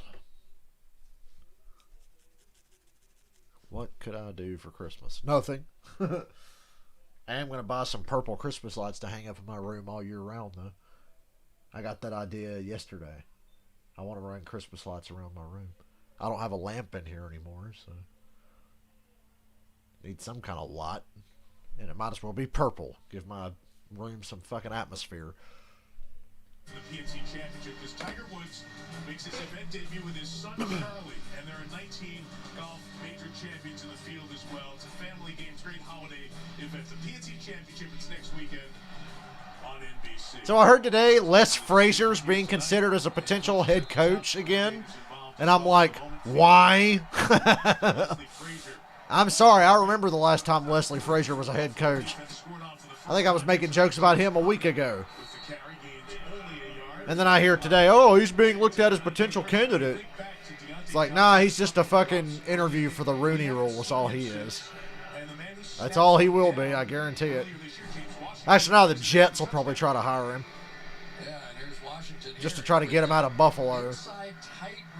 As if that'll help. And basically, because Ben Roethlisberger looked off that safety, there was almost no way to believe that he was going to go to the post. You had to believe you're going to the corner because that's where all the extra field was, and yet they made it work. That's really well designed on the part of the Pittsburgh Steelers. Draw, James Conner. Oh. They called forward progress, but if they didn't, that could have been a fumble. We're talking about good defense on the part of the Pittsburgh Steelers. The only thing so far the Buffalo Bills have given up is the one touchdown that came off the turnover and the short field. So this is going to be just one of those football games. And I think for the Buffalo Bills, as the weather is starting to turn here, they're going to be happy to see their defense playing like this. Because really, yeah, it's not snowing now, I'm sorry to report. The defense carried them really last year. No question. It has felt different as this season has gone on. 3rd and 9 here for Roethlisberger. There's late adjustments by the Bills secondary. Ben fires in the middle. Incomplete. Looking at James Washington. Oh, and they throw the flag on Tre'Davious White. From the back end. He can't believe it. White That was a late flag. with the official.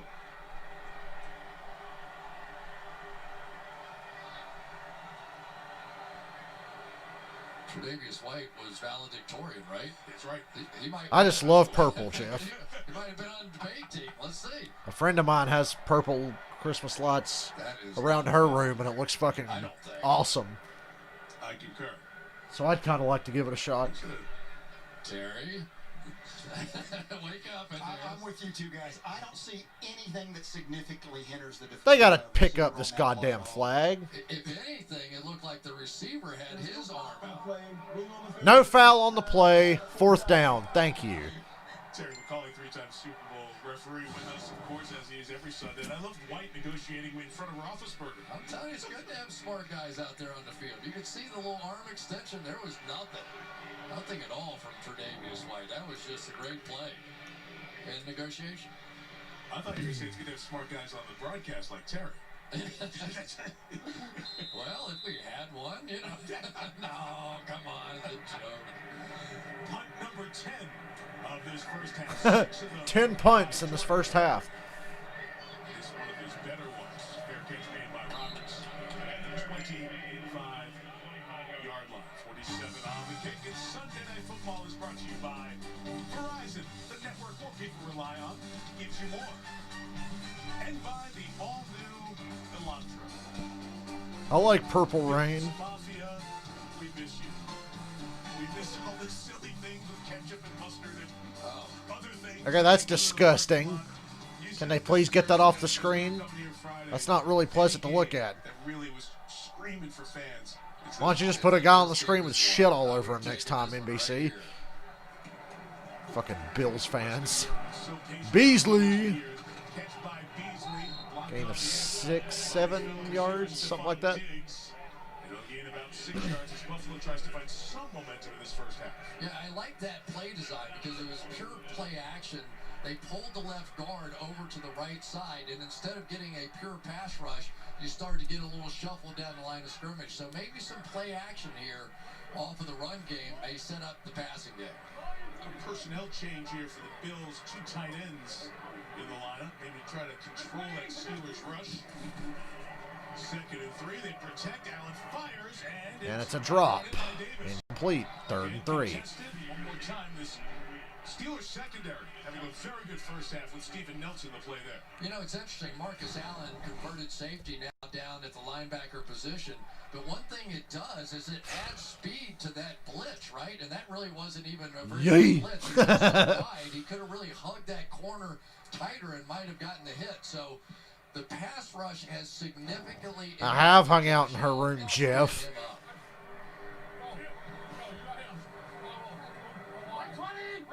Buffalo just 1 of 5 on 3rd down conversions tonight. I regret it. Whoa, Stephon Diggs breaks a tackle. Good God, Minka Fitzpatrick got a hold of him, and Diggs stayed on his feet and Big play. Their best play of the night. What was that? I don't think I've Yeah, ever what the seen that. fuck? Got caught in midair and then bounced off. Nelson and Minka Fitzpatrick kind of squished Stephon Diggs, and he just takes off. And he's like, all right, and just kept on rolling. I don't. Have you ever seen No, that? that was weird.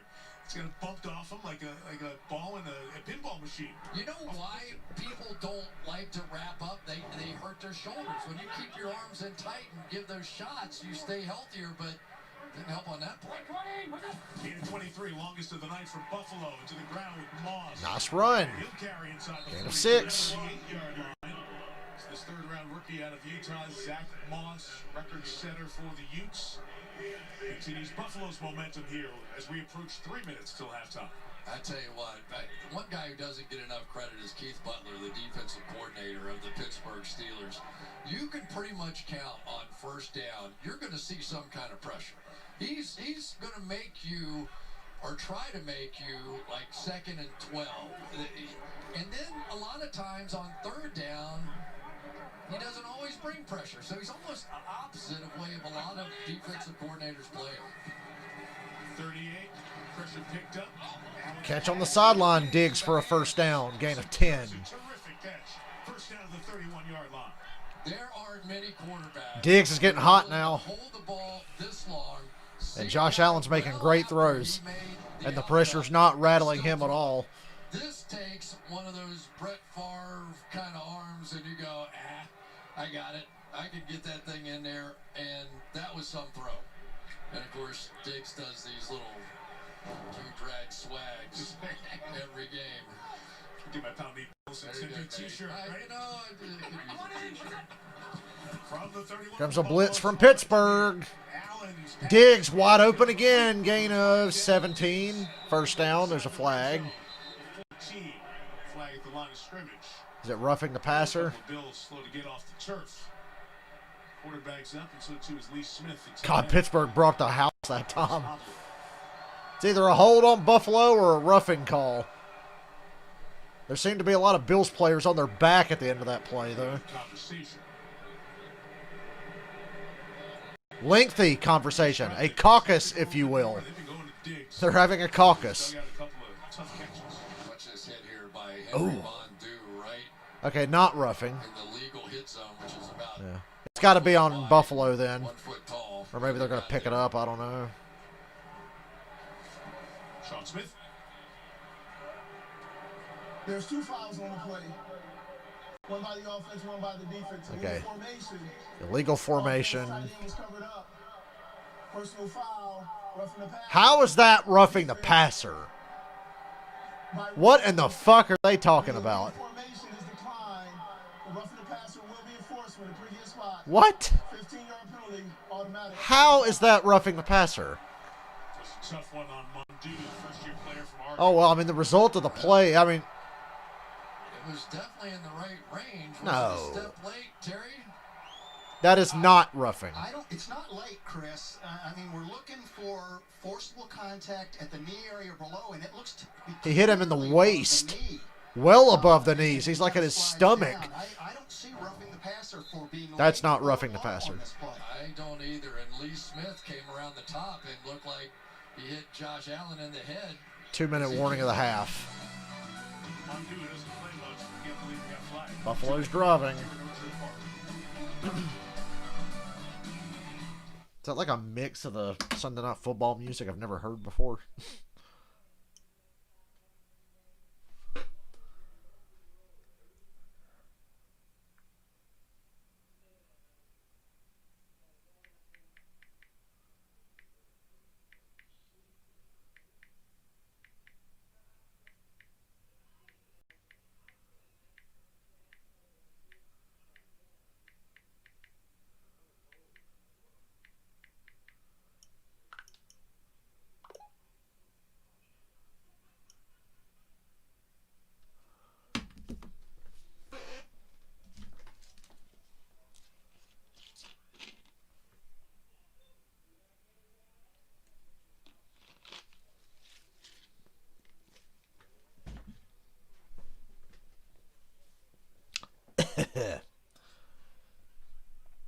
Mountain Dew Zero Sugar is soothing my throat.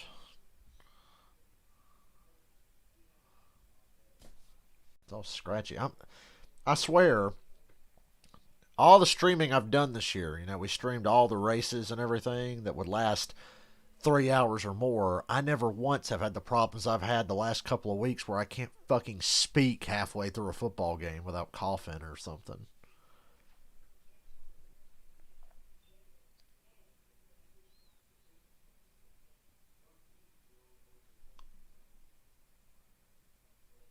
Maybe it's just the time of year. I don't know. The cold air. It's harder.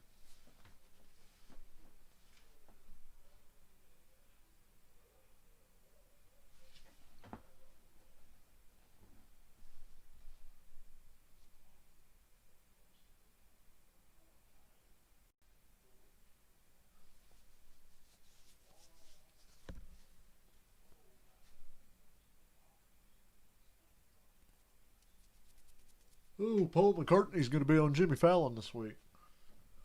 Ooh, Gal Gadot. She's pretty. She's going to be on Jimmy Fallon. Actually, she's more than pretty. She's like fine as fuck, you know what I'm saying? Oh, the Saints ain't the number one seed anymore. Boo frickety hoo. Buffalo in the red zone.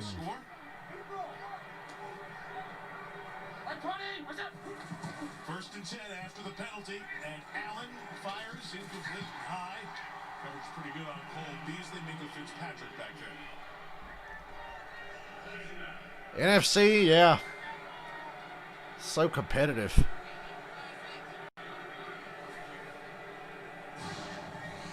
One thing you're always going to see out of Pittsburgh is a lot of this stuff. You're just going to see stunts all over the field because they have the athletes to do it. And now that they have their starting front four back in there, Josh Allen better speed it up a bit. Seen the number 97 coming at him enough tonight? Man, Allen. Oh, Diggs almost made a circus catch for a touchdown. Incomplete. 3rd and 10. Was there in coverage. It sets up 3rd down. Nelson having a good game so far. Well, this game more and more is going to come down to just one-on-one matchups on the outside. This is Diggs against Nelson here. Maybe a little push off on that one.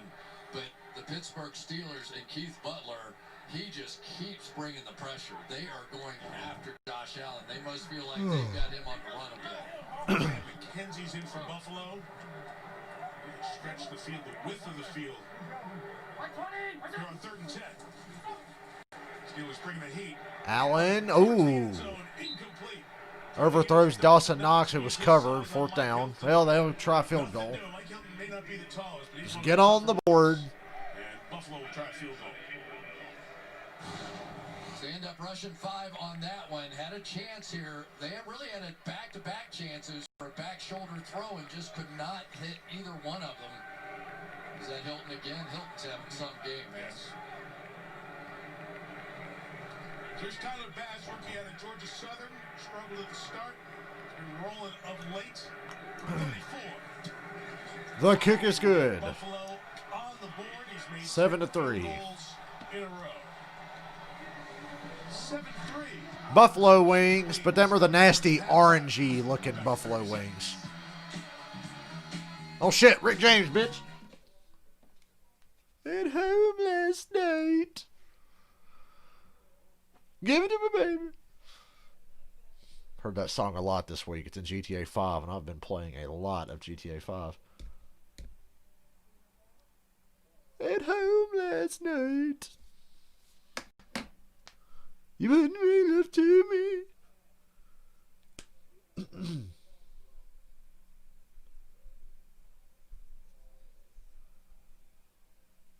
Damn, they back for commercial already? Jeez. Against Baltimore, that Wednesday game, they got moved all around. And when I started to do my boards, Gary, for this one, I felt like it was redoing them because Pittsburgh's missing 4 starters. But here they are with a terrific half they've had on defense. They ain't missing that guy, though. That's right. I'm telling you. You know what's unbelievable about him? I mean, he is one of the top pressure guys in the entire league, and he has 3 sacks. I mean, he's had 8 or more sacks in each of the last 3 years. It's just one of those weird years for him. He's been all around the quarterback, not getting the sacks, but clearly impacting the game like he's done tonight. 10th year in the league, drafted at the back end of the first round in 2011. He's been the captain on this defense 6 years in a row. Cameron Hayward continuing his terrific NFL career with a very good first half. Pro Bowl the last 3 years, and we're going to show you why here. It really doesn't matter who's trying to block him. He is going to take that offensive lineman straight back into the backfield. Here working against Morse and created the turnover. One more time, just a quick move. Boy, it's hard to imagine a guy that size with that kind of quickness inside. Fletcher Cox, Aaron Donald, some of those guys, but it is a small club. 6'5", 290. A minute and 42, 3 timeouts at the 25. Buffalo gets the ball to start the second half. Aaron Donald was terrific Thursday night. You see that pressure in the middle can totally mess up your offensive plan. 100 seconds, full bucket of timeouts. It's Caleb Samuels. I have to make them burn one. Gain of 3 as Jordan Poyer and Matt Milano were on the tackle. Yeah, they're happy to have Matt Milano back out there as well. He is the cover guy. He's the sideline guy. But I really love watching Jordan Poyer and Micah Hyde play safeties here. They do not give up big plays, and they fly up to make hits. Roethlisberger in the offense, 4 yards on that one. Now pressure coming. It's picked up. Hey, Eric Ebron didn't drop one. First down to the 42. First down. Pittsburgh and the Steelers will stop it with 60 Yeah, seconds. take a timeout with 1:07 on the clock. Well, and now you're starting to see fire coming back the other way. They're bringing the slot blitz off of this side. Been pretty cool, though. He saw it. He knew what was coming on that one. They brought Taron Johnson, and they brought one of the safeties as well. But people have to get open quickly in this game. We know what the second half fight is going to be all about. They're going to go after these quarterbacks, but nobody gets rid of it faster than Ben Roethlisberger this season. 2.2 seconds average time of release. We haven't seen that in a decade.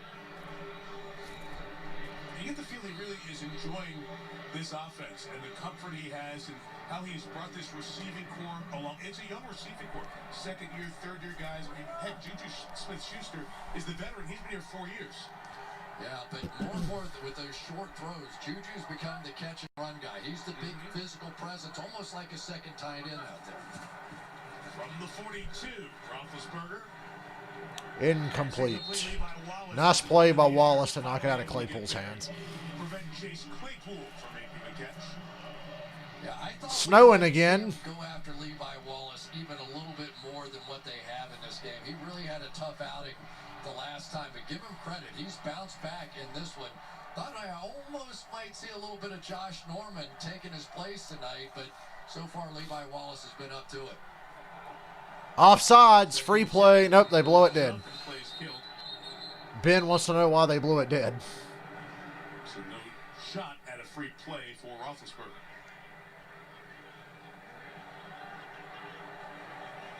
Neutral zone infraction. Defense number 97. 5-yard penalty. Remain second down. And Chris, you were mentioning how quick he's been getting it out. Just to put perspective as we go inside the numbers with Ben. Terrific career. He was doing it, top 10 in the league in terms of snap to pass time and the sacks per dropback, right? But now, look at it this year. Fastest that you mentioned under 2.2 seconds. And 1 sack every 49 times he drops back to pass. That's why we talk about this long run he has of attempts without a sack. Now, That's an interesting record there, Jeff. Oh, it's intercepted. Pick six. Touchdown, Buffalo. Wow, that happened fast.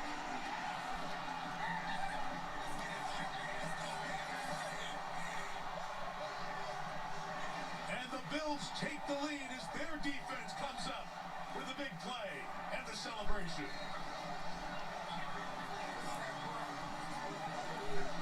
Taron Johnson saw it all the way. He knew exactly what was coming. Watch. Wow. He's going to be staring right back here at Ben Roethlisberger. He knows how quickly the ball's coming out. Juju's right over. Jumped the route right in front of Juju, and he takes it to the house. The kind of play the Buffalo Bills have been making all season in the clutch, and here we go. Bills take the lead now. On the touchdown and the return for Johnson And the extra point's no good. has missed the extra point. Well, there you go. So it'll That's be not good. 9-7. Not in a game like this. This is his second 9-7. of the season. Missed extra point. That could factor in as I'm we sure get that will factor in later on. 6 for Johnson. It's all that bunch formation, and it's so hard to pick your way through it. But right there, the ball thrown just a little bit behind Juju and gave Taron Johnson an opportunity. This young man has been making a lot of plays. He also has 3 sacks on the season, 30 tackles. And for Ben, if you're going to play that short, quick, ball control passing game, you have to throw it accurately. Why did I have a feeling that extra point was going to miss? And so far in the last few weeks, they've been doing both. That's the kind of breaks the Steelers always seem to catch. As it goes over the top, you wondered was it in or not, but that official right underneath looking up at the goalpost has the best look at that. And he missed it just a little bit, but misses it, so it's a 2-point game. For Johnson, his second interception of his career, his first touchdown. And Chris, how many times are we hearing it now from coaches around the league? You know, that slot corner, that's a starting position in the league. You better be good there. And he comes up with a big play. Yeah, no question about it. On defense, the Pittsburgh Steelers are over there pulling their hair out. They're going, come on. We're going to play. We played one of the great halves of the entire season. You can't give it up on the offensive side. Well, each quarterback has a pick now. In a day when you don't see anybody throwing under 50%, both under 50% in the first half. So I ask you, is it weather? Is it defense? Why? I think we are seeing, we knew what the Pittsburgh Steelers were going to be defensively, right? I mean, they're ranked at the very top, and they deserve to be. The Buffalo Bills, I thought, because they were getting healthier again, especially at the linebacker position, might have a chance to come. No question, Buffalo has a great secondary. They've been better than that so far. One of the best. Samuels with the run on first down. Finds that space. Walking down at their 30-yard line. Pittsburgh has the 2 timeouts. We saw Tomlin keeping that clock moving. They hold those timeouts until they get a first down. So McDermott still has 3 if the defense comes up with a play here. Roethlisberger underneath the cross, and not much room for Washington. Buffalo's defense all over it. Yes, sir. I think the Steelers are just going to go to the half. Yep. Going to the locker room. 9-7 Buffalo. Are you going to take it? Neither one does. That might take us to the half here. Pittsburgh in no hurry to squeeze one last play in, and we have hit halftime. Oh, 7-0 for a good stretch. And Buffalo scores 9 in a row. They're up 2. Time for the Toyota halftime. Here's Liam McHugh. All right, Mike, you've got a good one. You've got the Steelers, you've got the Bills, but we've got Kornacki. Up next, Steve joins us at the big board to break down the path to the playoffs. That's coming up on the Toyota halftime. Want more stats? Hey Siri, who leads the league in passing yards? Well, who does lead the league in passing yards? For real, who does? Let's find out. Has NFL.com updated their stats for the day?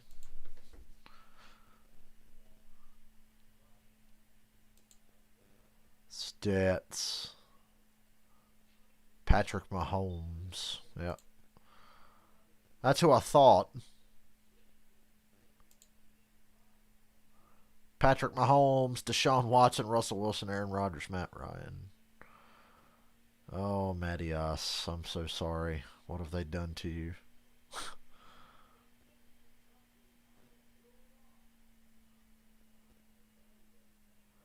Any headlines on NFL.com I need to pay attention to? Yes, Packers won the NFC North. We knew they were gonna.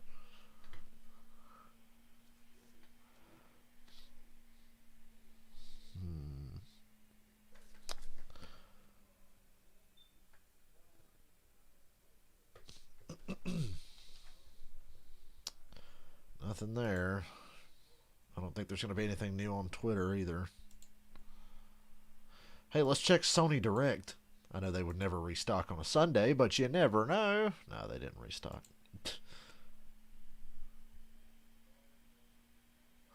Here's a good question. What is a NASCAR moment that lives in your head rent-free? Rent-free in my head, there's a few, not good ones.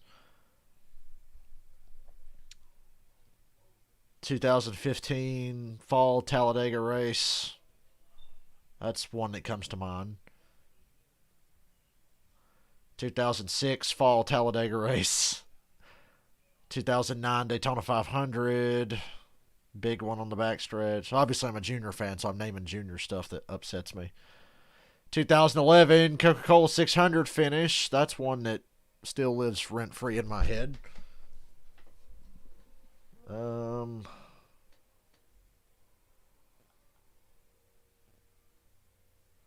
That's another one. Denny Hamlin not getting penalized at Talladega back in October. Okay, Matt Kenseth killing Joey Logano at Martinsville 2015. That's a good one, though. I'm glad that one's in my head a lot. 76 and 79, Daytona 500s. Oh, my God. I remember watching when Sterling Marlin got out of the car and fucking tried to fix his fender. That's a funny one.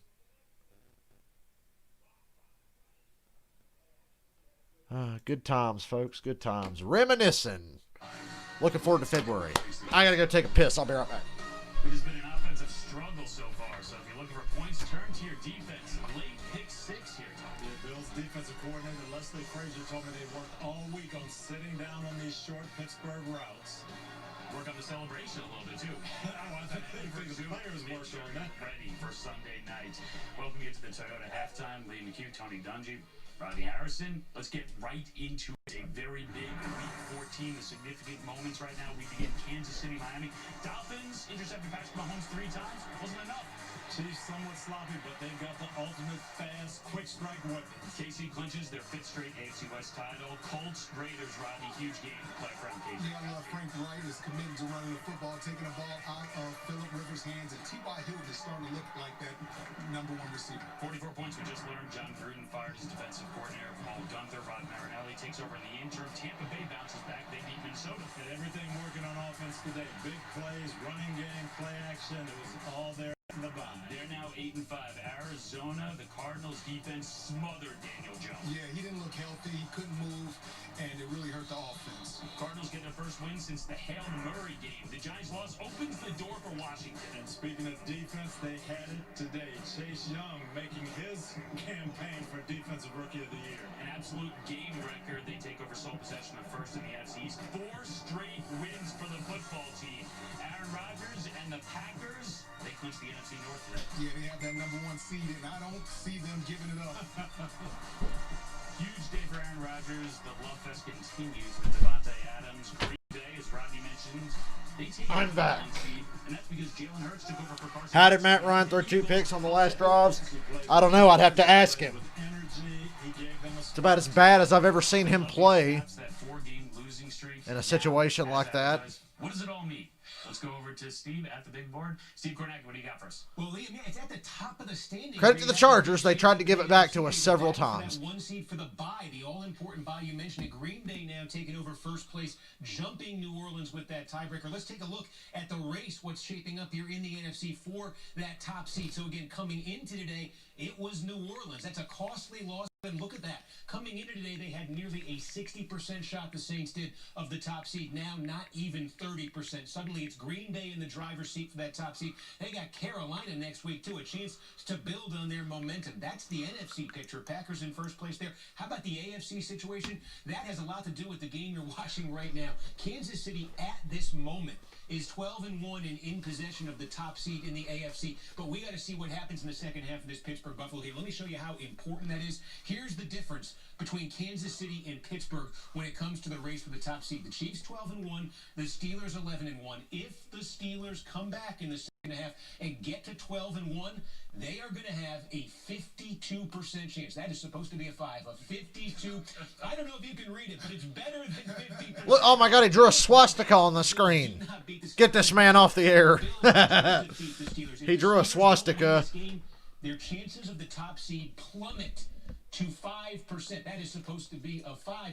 5. They're going to have a 5% chance. The Steelers. Here's the deal for the Steelers: if they lose this game, 5% chance of the top seed, and suddenly they have to worry about the AFC North and Cleveland potentially not even winning the division. This is a huge second half for the Steelers coming up. Whether you're right or not, Browns fans are salivating. Coming off the Texas school makes football history. Especially because Buffalo's leading for the moment. Toyota about the importance of being there for the ones we love.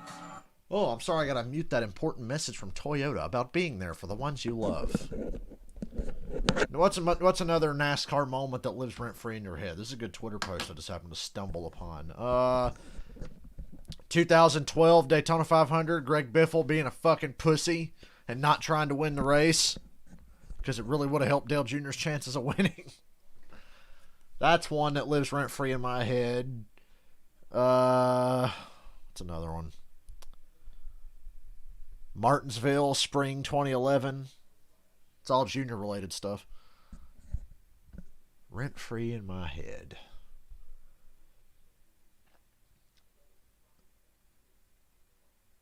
Trying to think back. 2004, Aaron's 499. Once again, another Junior moment.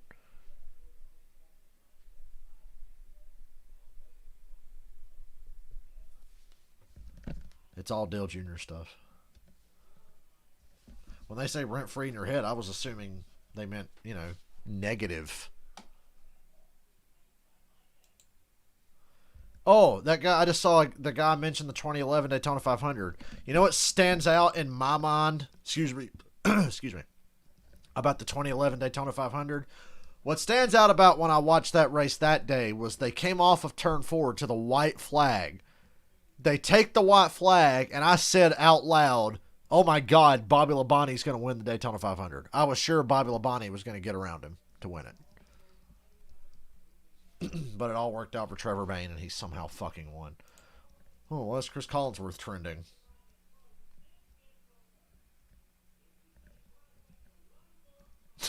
Chris Collinsworth. Offensive linemen move feet in order to move forward and block defenders. Wow, mind-blowing takes here.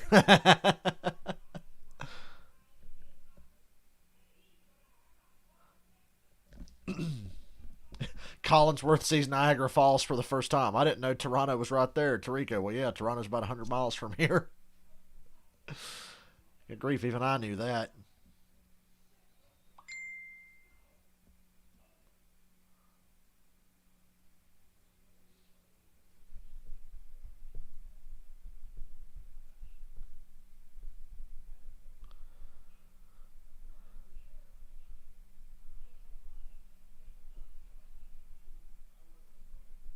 Everybody just hates on Chris Collinsworth.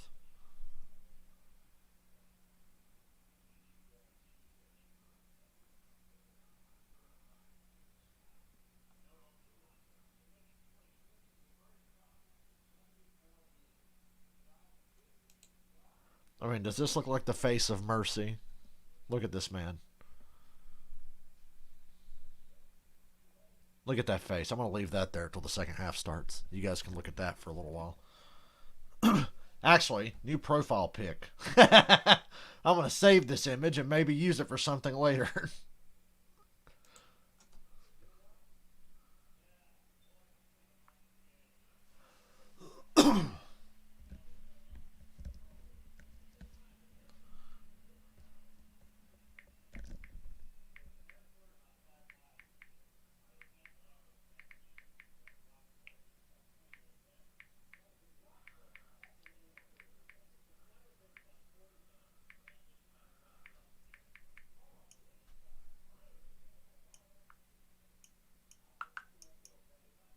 There you go. Any Bristol race where Rusty Wallace got wrecked and somebody else. There's a few of those. 95, 97, 2002. I'm sure there's more that I'm forgetting or wasn't alive for.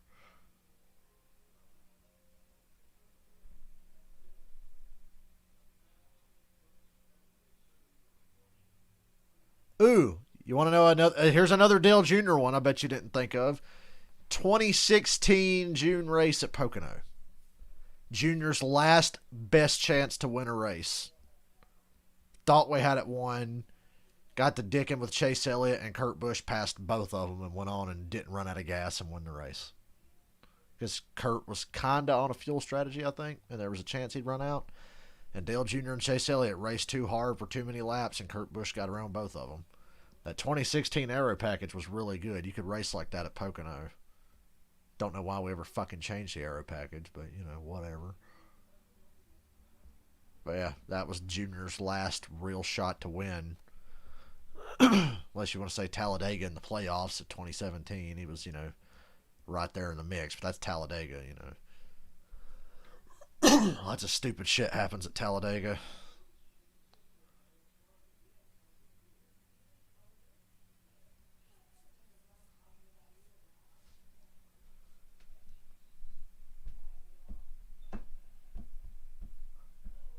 I can't decide if I'm sleepy or not. I'm really intrigued by the second half of this game, though. And we're going to get to it right now. Boy, Niagara Falls is fucking beautiful.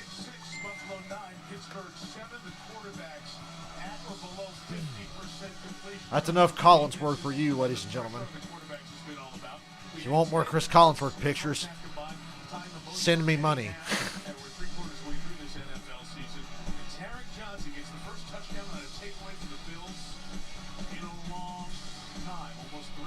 Why is Niagara Falls so pretty?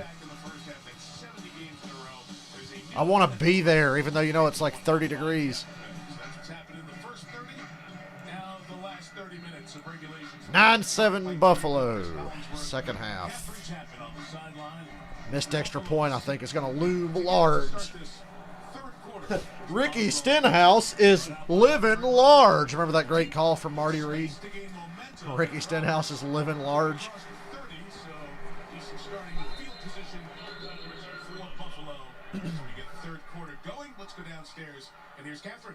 Sean McDermott was very pleased with the way his team played defensively, but he said offensively we have a lot of adjustments. We need to play better. We need to control the line of scrimmage and give Josh the room that he needs. Mike Tomlin said there's 30 minutes of playmaking remaining. They made a big game-changing play in the first half, and that is the difference in this one. This game won't be determined by anything that's been done so far. I like Mike Tomlin's Steelers mask. Matt Filer is out with a shoulder injury for the remainder of this game, Mike. Circle the wagons. Let's go, Buffalo. Just for the sake of my pick'ems. Diggs. Gain of 5. What are you looking for here, second half, Chris? Pressure. There's just no question about it. And Pittsburgh came right out there on the first play, sent the house, and they're going to see how Josh Allen's going to react to this. So far, they have been getting home, and a lot of it has been individual play, but a lot of it's been Keith Butler dialing it up, attacking this young quarterback to see what he has. It's a Buffalo team that is hot. They've won 5 of the last 6. The only loss was to Arizona on that Hail Mary. Gain of 2, third down. Kyler Murray at the end of the game. A couple yards to Singletary to set up third down. You know, Mike, it's been a little interesting, really, to watch this offensive line play for the Buffalo Bills. I thought Darrell Williams was going to get all kinds of help, the right tackle, playing against T.J. Watt, but more often than not here tonight, he's kind of been left one-on-one, and he's done okay here. So, big third down. We'll keep an eye on that matchup again, see if he gets some help this time. 3rd and 2. Buffalo only sustained offense on one drive for 9 plays. Diggs, first down. And again, it is Diggs who is closing in. Heat him up, Diggs. Diggs earned back my respect this season.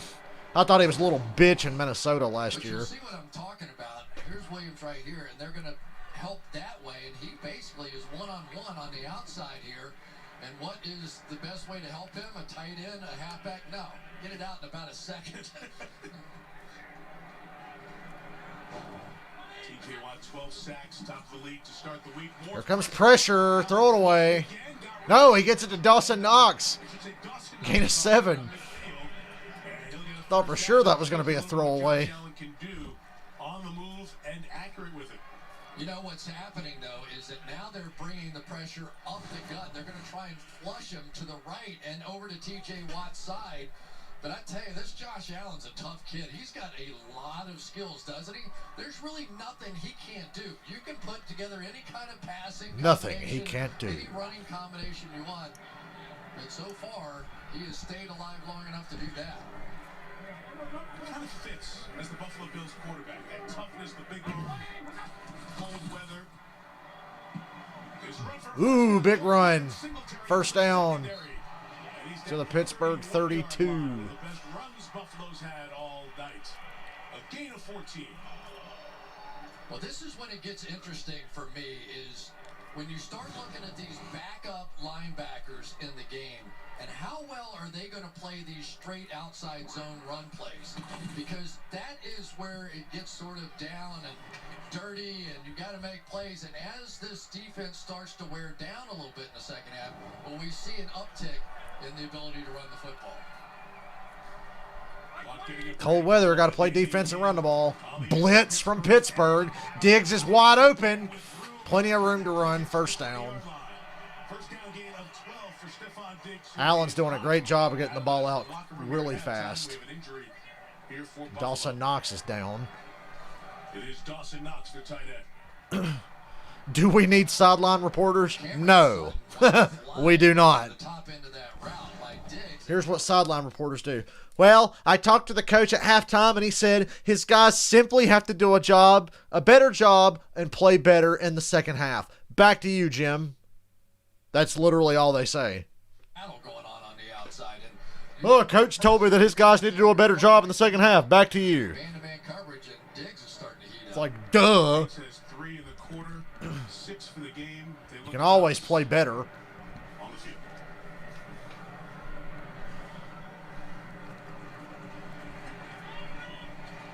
Pittsburgh's getting pretty blitz happy now. It's not working, though. There you see Dawson. T.J. Watt's on that sideline, so they were happy to see Knox get up and walk off. Lee Smith will come in for him. But Lee Smith is a blocker. Lee Smith is not a receiving tight end, and that's probably okay with Josh Allen. Bills in the red zone. Red uniforms, red zone. Singletary tried to go Barry Sanders there. Well, he gets across the line of scrimmage. Okay, could have been worse. I tell you what, this is pressure, play after play, time after time. Not from that guy. Pittsburgh is relentless with the pressure they bring. Coming off the edge.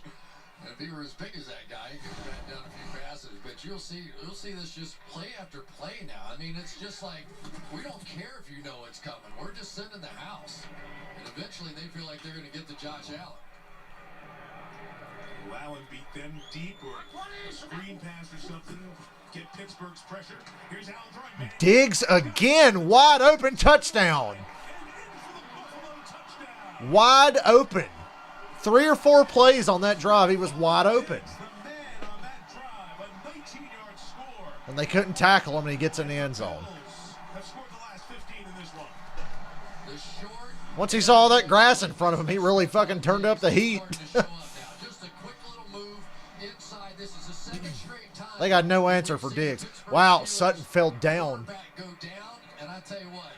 And then he knocked Diggs into the end zone. Way to go. Would you say that? Absolutely. That was a good trade for both teams, but what Stephon Diggs has brought to the Buffalo Bills has been fantastic. What a battle that drive was. And Buffalo takes a 9-point lead.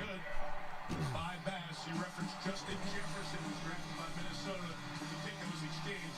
But they love what Stephon Diggs has been. He's become the #1 receiver for Josh Allen. Touchdown there. Well, that game really turned on that pick 6 at the end of the first.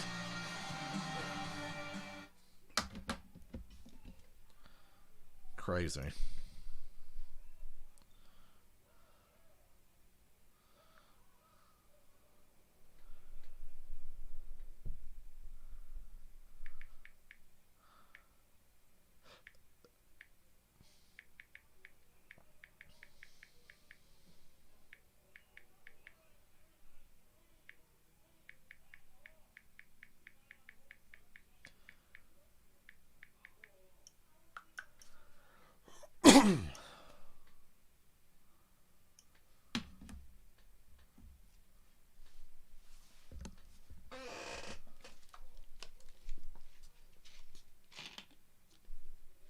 Well, they're letting Diggs go off. What are his numbers?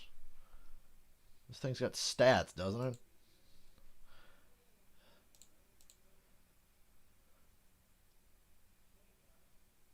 Seven catches, 80 yards, and a touchdown now. A lot of yards after contact, I would imagine. Actually, no. I mean, fuck, he's just open. Everywhere they go, he's just open.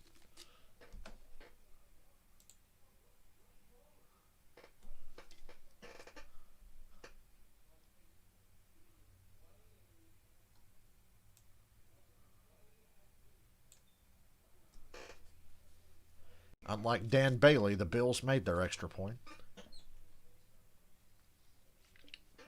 Although homeboy did miss that one earlier, but we'll cut him a break. At least he's not Dan Bailey or Blair Walsh or Scott Norwood or that Vanderjet guy that pissed off Peyton Manning.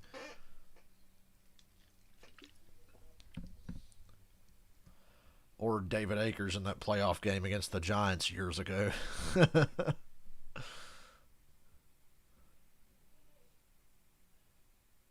Good times.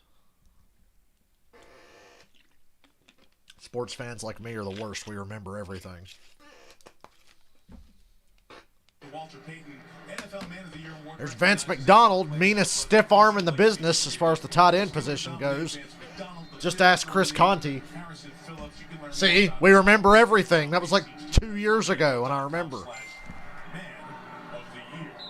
This is a 9-point lead. Catherine has more on these honorees. Both Vance McDonald and Harrison Phillips called the Man of the Year nomination the honor of their lifetime. McDonald's Trucks of Hope brought essential goods to thousands of families. He told me, find something you're passionate about, give back, and make a difference in someone else's life. For Phillips, he derives fulfillment from his work with kids with developmental differences and special needs, saying, I found a niche teaching the kids and encouraging them to always try. He said, part of my identity is giving back. Bravo to them and bravo to all 32 honorees. Here come the Steelers. So much great work done in the community. It's great to spotlight it with such a prestigious award. James Conner, stuck in the backfield. It's rare to see a Pittsburgh offensive lineman get put on their ass that bad. Buffalo's defense makes the play here on first down. The Bills have a player who is injured. The official came in and stopped it right away. It's the man that scored the touchdown at the end of the second quarter. Taron Johnson and the athletic training staff out to look at him. That stinks. And there's the hero. I was just about to say, can somebody tell Stephon Diggs on the sideline to wipe that big slobber off his chin? He took care of it. Credit to Josh Allen. What he did on that last drive was something. We'll step out for a moment.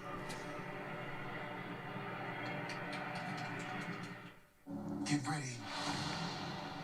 Here we go. What do you want to be remembered for? Oh, God damn it.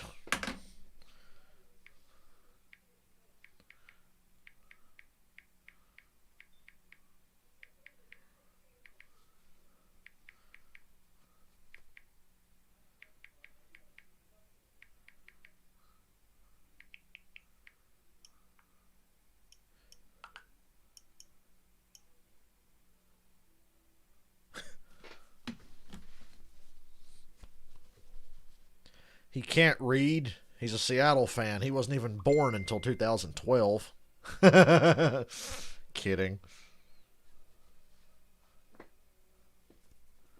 That's okay. I just choose to ignore every bit of Falcons history pre-2001 because that's around the time I became a fan. Except for that Super Bowl appearance. I claim that, so I claim like 1998 forward.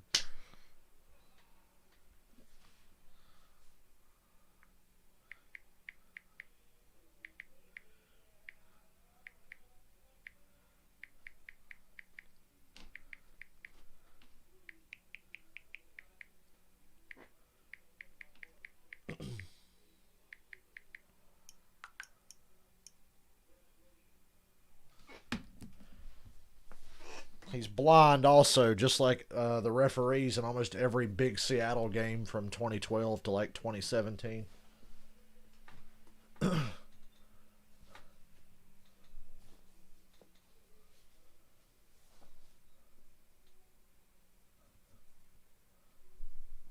But he's not blind like Jameis Winston, though.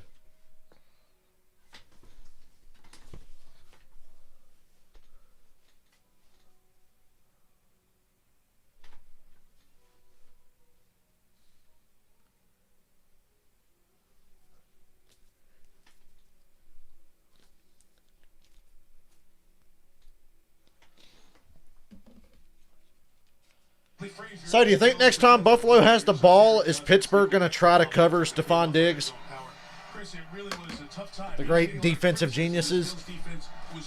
Well, yeah, they're deaf because it's so loud up there in that building. Yeah, they had a lot of injuries. We talked about some of the linebackers. Tarlo Tulale, who is the guy that frees up those linebackers with his play on the defensive line, opted out. So some major changes they had to deal with. Very little Here comes a blitz from Buffalo. It's a screen and it's blown up, incomplete. Was not caught by Vance McDonald. They'll bring up third down. Buffalo's all over the short passing game in Pittsburgh right now. I tell you this, Jordan Poyer sees the field so well. Watch this. He's going to figure this thing out and divert from his safety blitz to come off and make this play.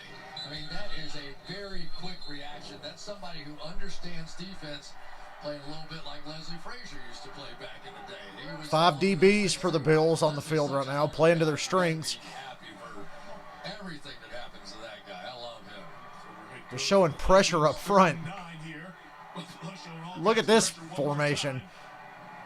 And Ben goes down. Fumble. Touchdown. Oh, bullshit. He fumbled. That's a touchdown. They're going to say Ben was down. At the 15-yard line. Nah, that should be a touchdown. Jerry Hughes picked it up. But back to the sack first. Is that Milano that got there first? Yes, sir. And I guess they're going to say he was... Boo! The Bills got robbed of a touchdown. blown that whistle, and only the referee would know when that whistle was blown. They try and protect them the best they can. Ball came out. Ben got crushed, though. They kick it away here. It's not the best kick of the night for Jordan Berry. From the 38, Roberts secures it. Great punt return. Here's Andre Roberts with a flag down. Flag down, though. Brought down to the 41-yard line, so this will come back. Boo. So as they sort the flag, just to clean up the sack, Roethlisberger was sacked for the first time in 275 pass attempts. I tell you, Mike, have you ever watched a heavyweight fight and you just see two guys? I'll let them make the call. During the return, illegal block in the back. Receiving team number 29. 10-yard penalty for the spot in the foul. First down. Time. No timeout. Yeah, keep going. Good. Chris's point. It's not even that important. But, you know, where they just start throwing haymakers, and you know, this fight's not going more than 2 rounds max, right? That's what this has been so far. These two guys on the outside sort of epitomize that. As T.J. Watt, he's been going against Darrell Williams. You see a little help coming late there from Feliciano, but so far it has not been the game being destroyed by T.J. Watt, and he is arguably the best edge player in all of football. They plan to help a lot Darrell Williams here in this game. So far they have. Turnbull on the Seahawks drafted Rick Meyer. Oh, Diggs wide open again. How? Good God. Diggs again. That's over 100 now. Hey, you guys might have drafted Rick Meyer, but the Bears traded for Rick Meyer. That's worse. The Bears looked at Rick Meyer and said, yeah, give us some of that. And you wonder why the Bears haven't done shit since 1986. Okay, they have one. They were in that Super Bowl against the Colts, but other than that, 35 years or whatever it's been now. Allen all the time in the world. Oh look, Diggs is wide open again. To the Pittsburgh 15. How is Diggs getting this open? They're not adjusting at all to account for Diggs, and they're not getting pressure on Josh Allen either. So what the fuck is going on here? Stop me if you heard this before. Stephon Diggs walks into a bar. He's wide open. Must be in Pittsburgh. There's somebody between you and the quarterback. You adjust a little bit, Josh Allen 7 of 7 for 92 yards and a touchdown in this quarter. Shot, but he's fighting his guts out, and that guy right there, Ryan DeBoll, is happy as he can be. Calling up plays here. Gabriel Davis checks in for the moment. Moss with the carry. Zach Moss gains a couple of yards on first down. We have seen Dawson Knox back in the game on this series for Buffalo. He's injured on the prior series. And you know, Chris, you think about Diggs and what a real #1 receiver does. But we haven't even mentioned John Brown, who has not been on this team the last few weeks on injured reserve. But they really have a wide variety of pass catchers. It changes so much for Allen once they can figure out what's going to get open. Yeah, and we really have not even seen that much from Cole Beasley tonight. Of course, Pittsburgh playing without Joe Hayden. Their outstanding corner. Shoulder shake. Allen fires. Touchdown, but it's not Diggs, it's Davis. Wide open in the end zone. And the Bills have opened this game up. I say you go for 2 here. Go for 2.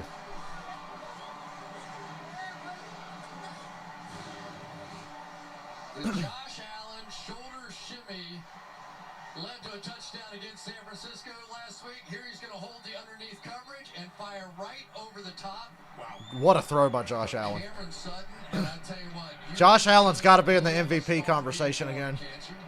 this Josh Allen, this was one of his toughest. They're going to kick the extra point. I would have went for 2 here. And beat up and hit and blitzed all night long. If you don't get it, you're still going to be up by 15. That's 2 scores. You get it, you're going to be up by 3. 17 points, but anyway, 23-7, Buffalo.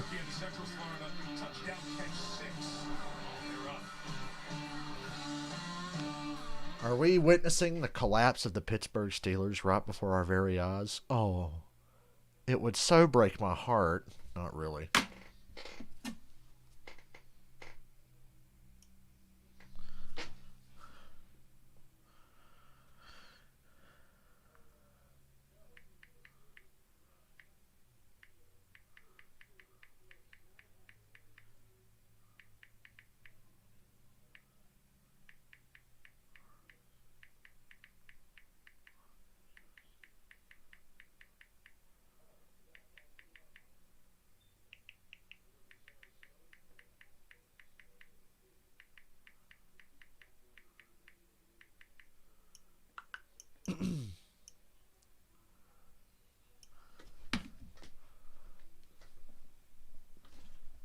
What's the mood in Pittsburgh right now? What do you think?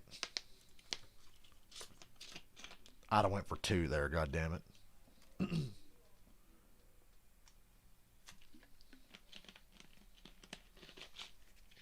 Now here's a guy who would have went for 2. That's me.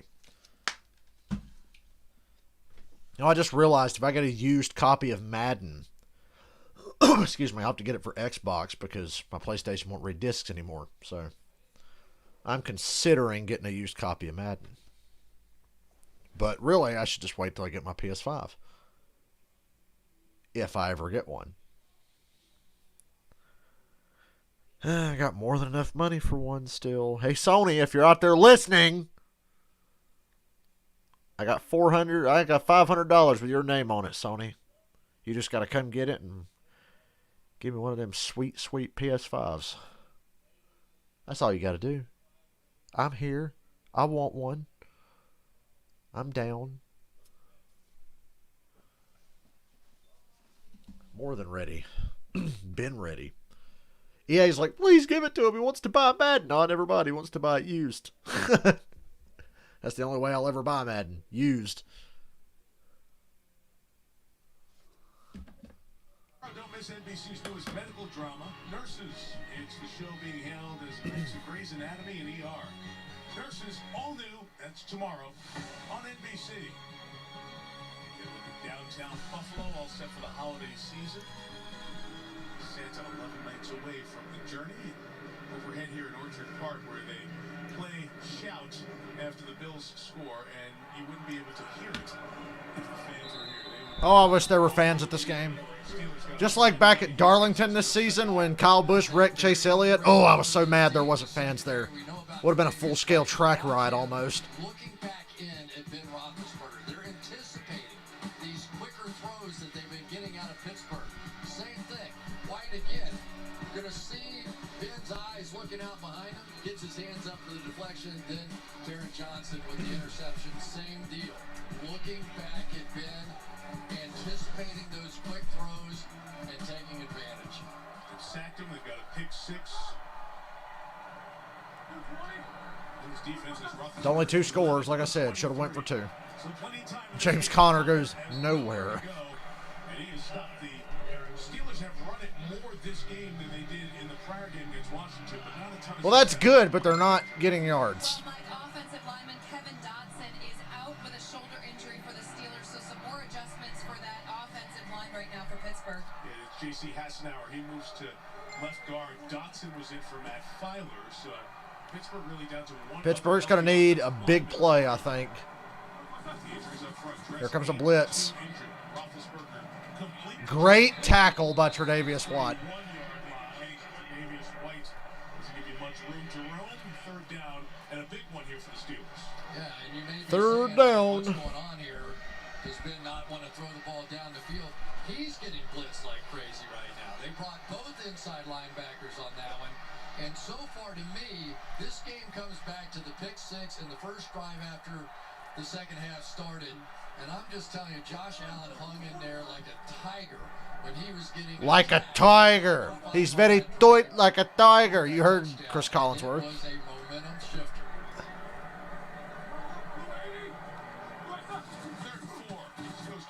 Ben under pressure again. Oh, should have been intercepted. Tre'Davious White couldn't hang on to it. 4th down. Not good, Pittsburgh. Not good.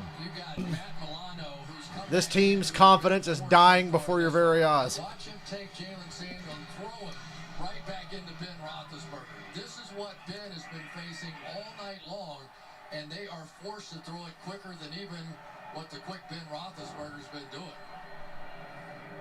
We have seen a lot of Jordan Berry. Steelers fans don't want to hear that. Punt number 8.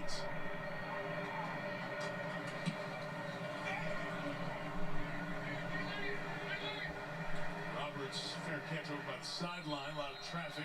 Good for him was going out of bounds. 46. No return. Bills take over. Hold on a minute.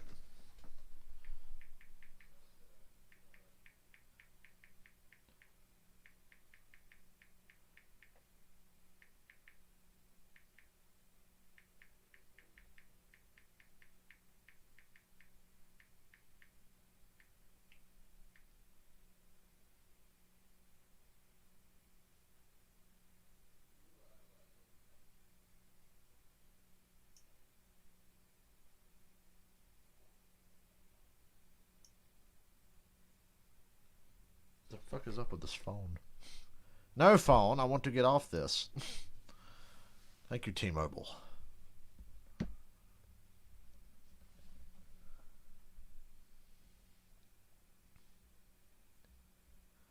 Imagine if the Cleveland Browns win this division, the AFC North. Just imagine.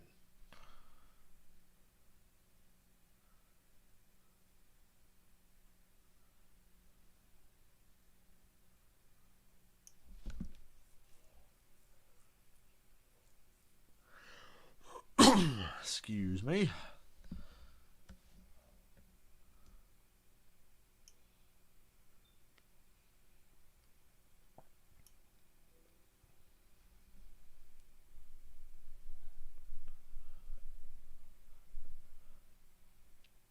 Boy, I'm really glad I watched Pittsburgh play Washington Monday. I feel like I got to watch the beginning of the end.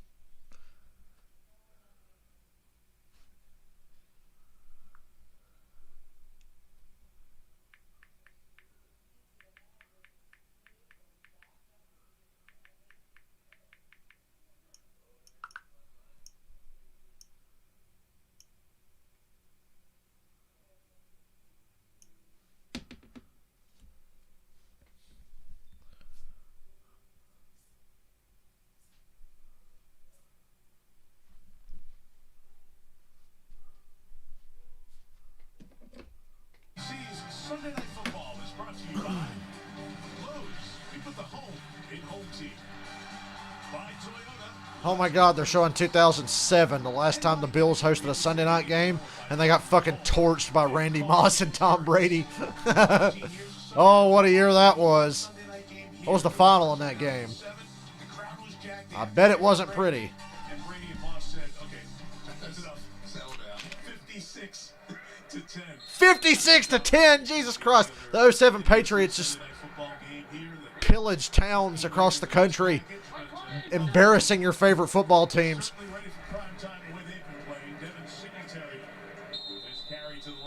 I don't think you'll ever see a team like that ever again. This team is built well as Brandon Beane, the general manager. He was with Carolina for a long time, was with Sean McDermott. McDermott was actually hired from defensive coordinator in Carolina to head coach before Beane was hired here as the general manager. And the two have really worked very well together in building this team, including the trade for Diggs in the offseason. Beasley, first down, and a 7. That Beane made when he got here, first down across the 33-yard line. Yeah, definitely. Cole Beasley, one of the best slot players in the game because of that amazing quickness that he has. Very difficult to try and keep up with Mike Hilton, who I respect as one of the best slot cornerbacks. Ironically, Pittsburgh's going to have to cheer for Baltimore tomorrow night. On a week-to-week basis, and I'll tell you, Josh Allen just keeps delivering strikes in there, doesn't he? He's on a roll. Last couple of drives, he's been razor sharp, continuing here. Hey, I'm coming. Completed 9 in a row, now mixing the run game in. Singletary spins out of that tackle. And he'll gain about 3 or 4 yards. Now it's Highsmith slow to get up from Pittsburgh. He's limping to the Steelers huddle and maybe to the sideline. Highsmith's in there because Bud Dupree is out with a knee injury. There's a bunch of injuries on this Pittsburgh team right now, and Highsmith needs attention. Yeah, and I tell you, if Hayward keeps getting double-teamed and pounded the way that he is, I think I know what their halftime adjustment was. Let's see how many different hands and helmets and shoulder pads we can get on number 97 over there. That's the game, isn't it? You're playing against another good team. Yeah. You got to figure out what they're going to do. And Brian Daboll's done a really nice job. Oh, it's a reverse to Diggs. Hey, they can tackle Diggs on a run because they just stopped him for a short gain. Can't stop him if he's out there catching the ball, though. Third down. Now let's talk about Brian Daboll. That's a new wrinkle we haven't seen from the Bills. All right, here's an offensive coordinator. They've had a red-hot offense this season. He's taken a quarterback in which his first 2 years was last in the league in accuracy. They go out and they get him some receivers, Diggs in particular this season, and all of a sudden he's the 4th most accurate quarterback. So if you're looking for head coach materials, what do you want? You want somebody who can develop a young quarterback? I think he's going to get some attention. There are going to be a lot of jobs open, as we've already 3rd and 6. No pressure on Allen. Another completion, 11 in a row. Steelers finally make a stop, though. 4th down. 4th and 2. And Buffalo will be forced to punt it away. There's just something to be said. Remember Ben Roethlisberger early in his career, and at some point he just proved his toughness to all of us. That he would get hit. I remember some of his Baltimore games, his nose was broken and sideways. You just knew he was a tough guy, right?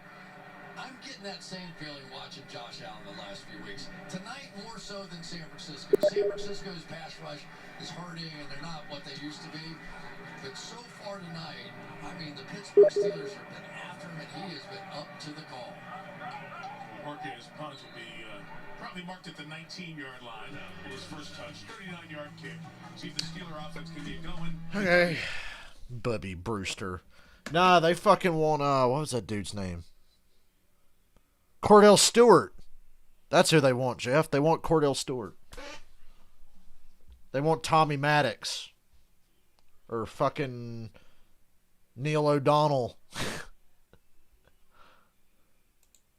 Byron Leftwich, Charlie Batch, anyone.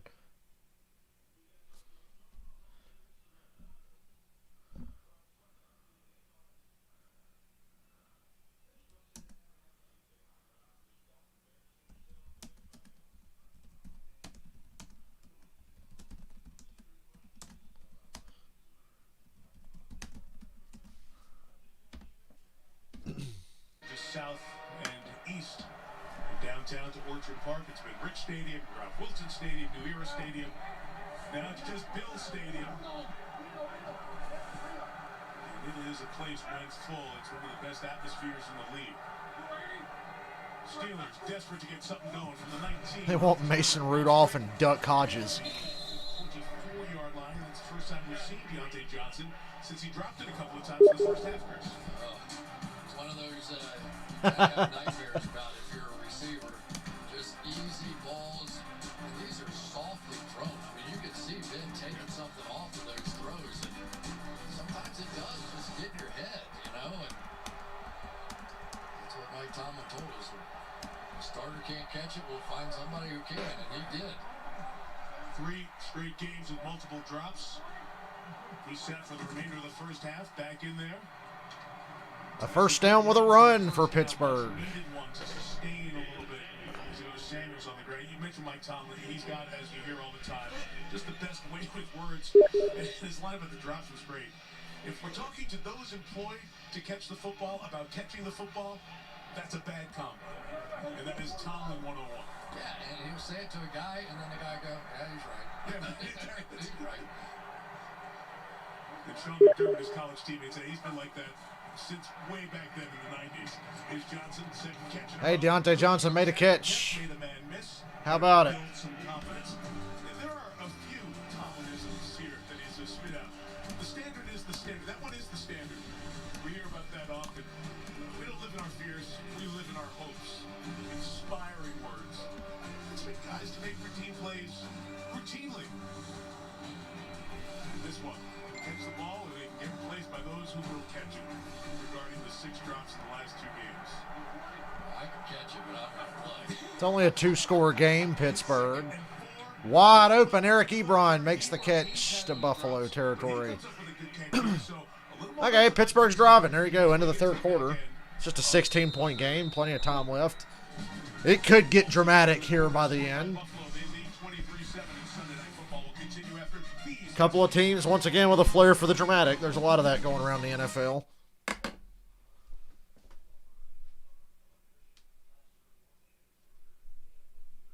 I've had my window open all day to keep this room cool because I'm about to bust my ass on this exercise bike after this game. I'm going to do it. And then I'm going to take the world's longest shower because I'm going to feel disgusting after I work out. I need a shower now, but there's no point doing it now and then working out.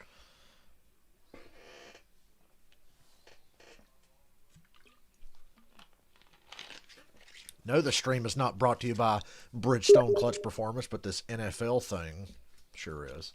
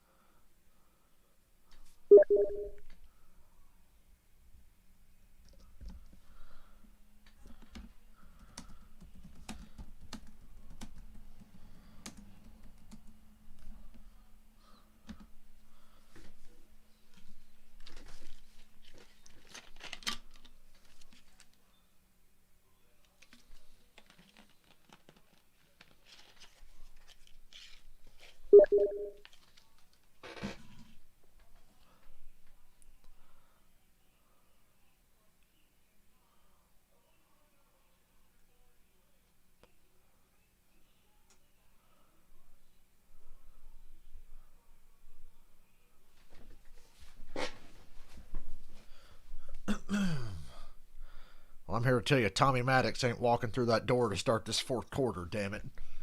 He's not coming to get his job back from Ben.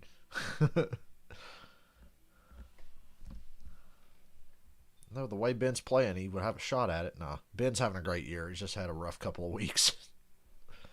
His offense really has hit a wall with their lack of ability to run the ball. And now half the receiving core drops everything inside. 2 very valuable weapons can't hold on to the ball. Here's the story. Pittsburgh This playoff picture is fascinating to me. Cleveland, Miami, Buffalo, and at one point the Raiders still have a shot to get in this thing. It's a new era since Tom Brady left New England. You've already seen it this year. The balance of power has shifted, although it's all in Kansas City now. And yeah, the Patriots still have an outside shot to get back in this, but I don't like their chances. Nice play. A screen, and Samuels takes it for a gain of 7. A tough effort. AFC's loaded, isn't it?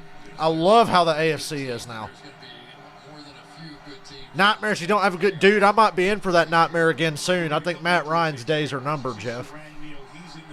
Matt Ryan's not the reason we're bad, but you got to think they got to be looking at like just starting over completely, like getting rid of everyone. Second down. James Washington, first down to the Buffalo 30. Pittsburgh has life. So the core 4 injury means Gerald Hawkins is in at right tackle, and that's all 3 backup linemen now playing for Pittsburgh. They are down to their last offensive lineman. The 5 were Yeah, now the injuries are piling up on the O-line for Pittsburgh. No wonder they're having such a bad time. Good drive here, though. Yeah, you just wonder if all of a sudden Ben might start going 2 minute just to, well, for one, they're behind, but try and wear down some of these pass rushers as well. Man-to-man on the outside. Josh Norman's one-on-one with James Washington. Ben never looked that way. Deontay Johnson down to the 13. Ben was staring down Johnson all the way.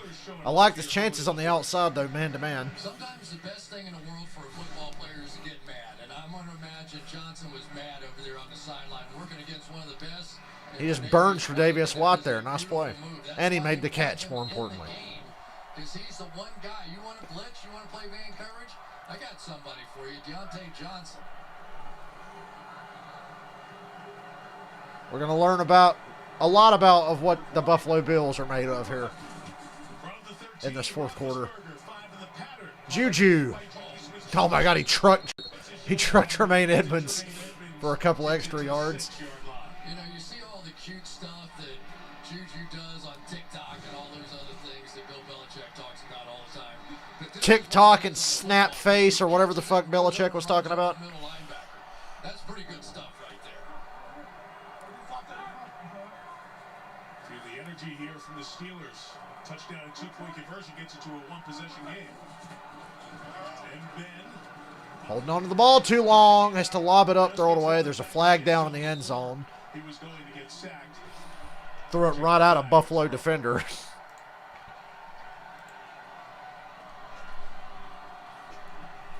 think you're going to get the Buffalo Bills Holding defense. After this, the goal.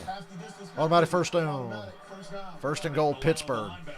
It always happens whenever Ben can buy a little extra time in the pocket, which they obviously don't do much of anymore. But there's Chooks Okorafor back in the ball game there. But in the back of the end zone, off to the right hand, there you go. Milano's. Yep, that's a hold, sir. Well, might have been both of them. There are 2 tackles. First and goal at the 3. Take your pick. Warrior had some jersey as well. Okorafor back in at right tackle. First and goal for the Steelers.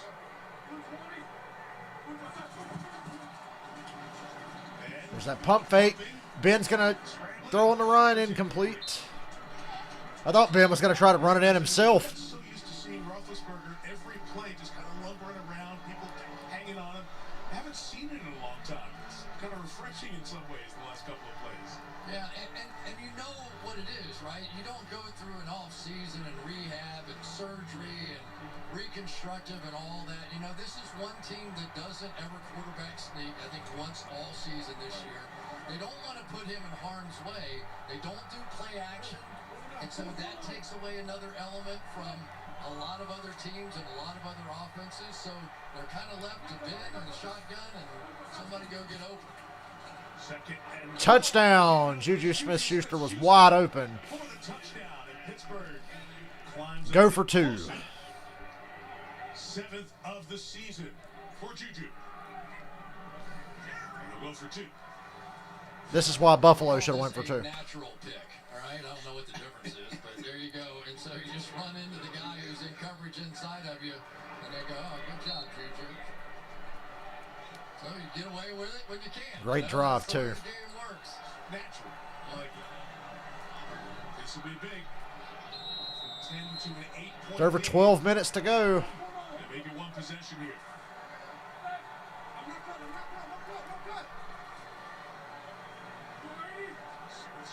Empty backfield.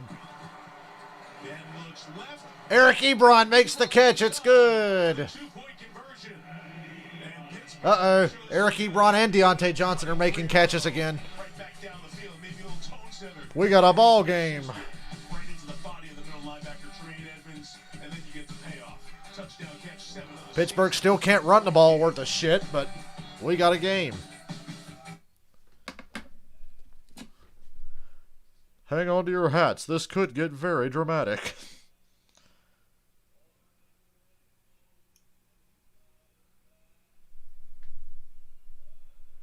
Hello, phone. I clicked Messenger like 45 fucking seconds ago. You think you can bring that up for me now?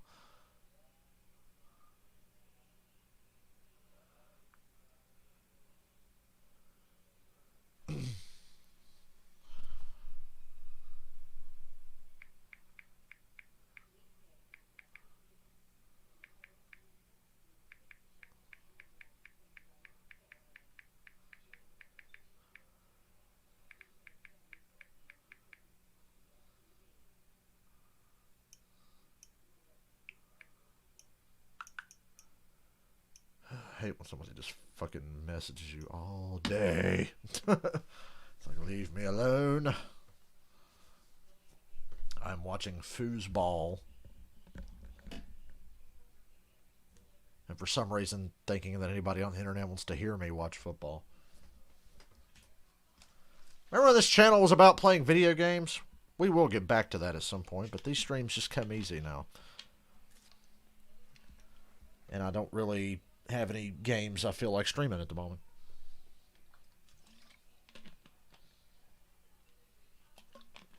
I get a PS5, though. I'd be on here a lot.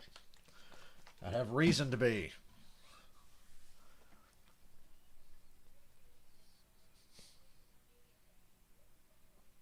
Who the hell knows when I'll get one?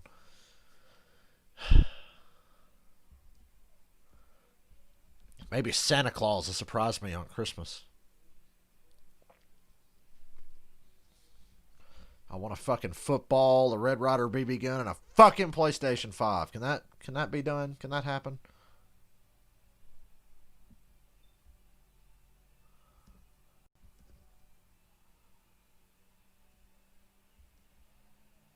Pretty please. July 21, the Olympics, when NASCAR gets booted off the air for 2 weeks. That's going to be the most irritating 2 weeks of the year. Cleveland Browns, New York Giants, next Sunday night. We will stream that, I believe. Daniel Jones was not himself today. You take away Daniel Jones' mobility, he's really nothing special. Good return for Buffalo. Buffalo has an 8-point lead in 12 minutes and 11 seconds to go. Not time appropriate. This was his deal pregame, and this has become his gig, Chris. Get to the road stadium, get to the logo. Little TikTok-ready dance moves. That's what I'm talking about. That's what you need if you're going to be a wideout. Then you got to back it up, though. That's right. You That's right. got to back it That's up. right. You backed it up. They had fun. Their celebrations among the best in the league. That receiver room's got a great vibe to it for Pittsburgh. They help bring him back in. Josh Allen has been Pittsburgh's defense can get back to what they do best now. in an 8-point game. I was going to say, which is leave Diggs wide open, but that time it was Beasley for a gain of 9. The first down, a couple yards shy. Markham just over the 42.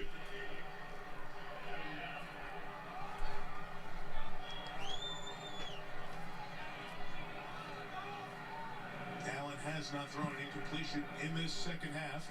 That's Beasley's 5th catch on the night.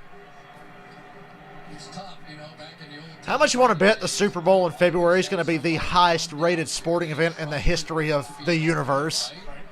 How much you want to bet? look deep, and then Edelman or one of those guys, Amendola, somebody was going to be open as a second look, and it is so valuable.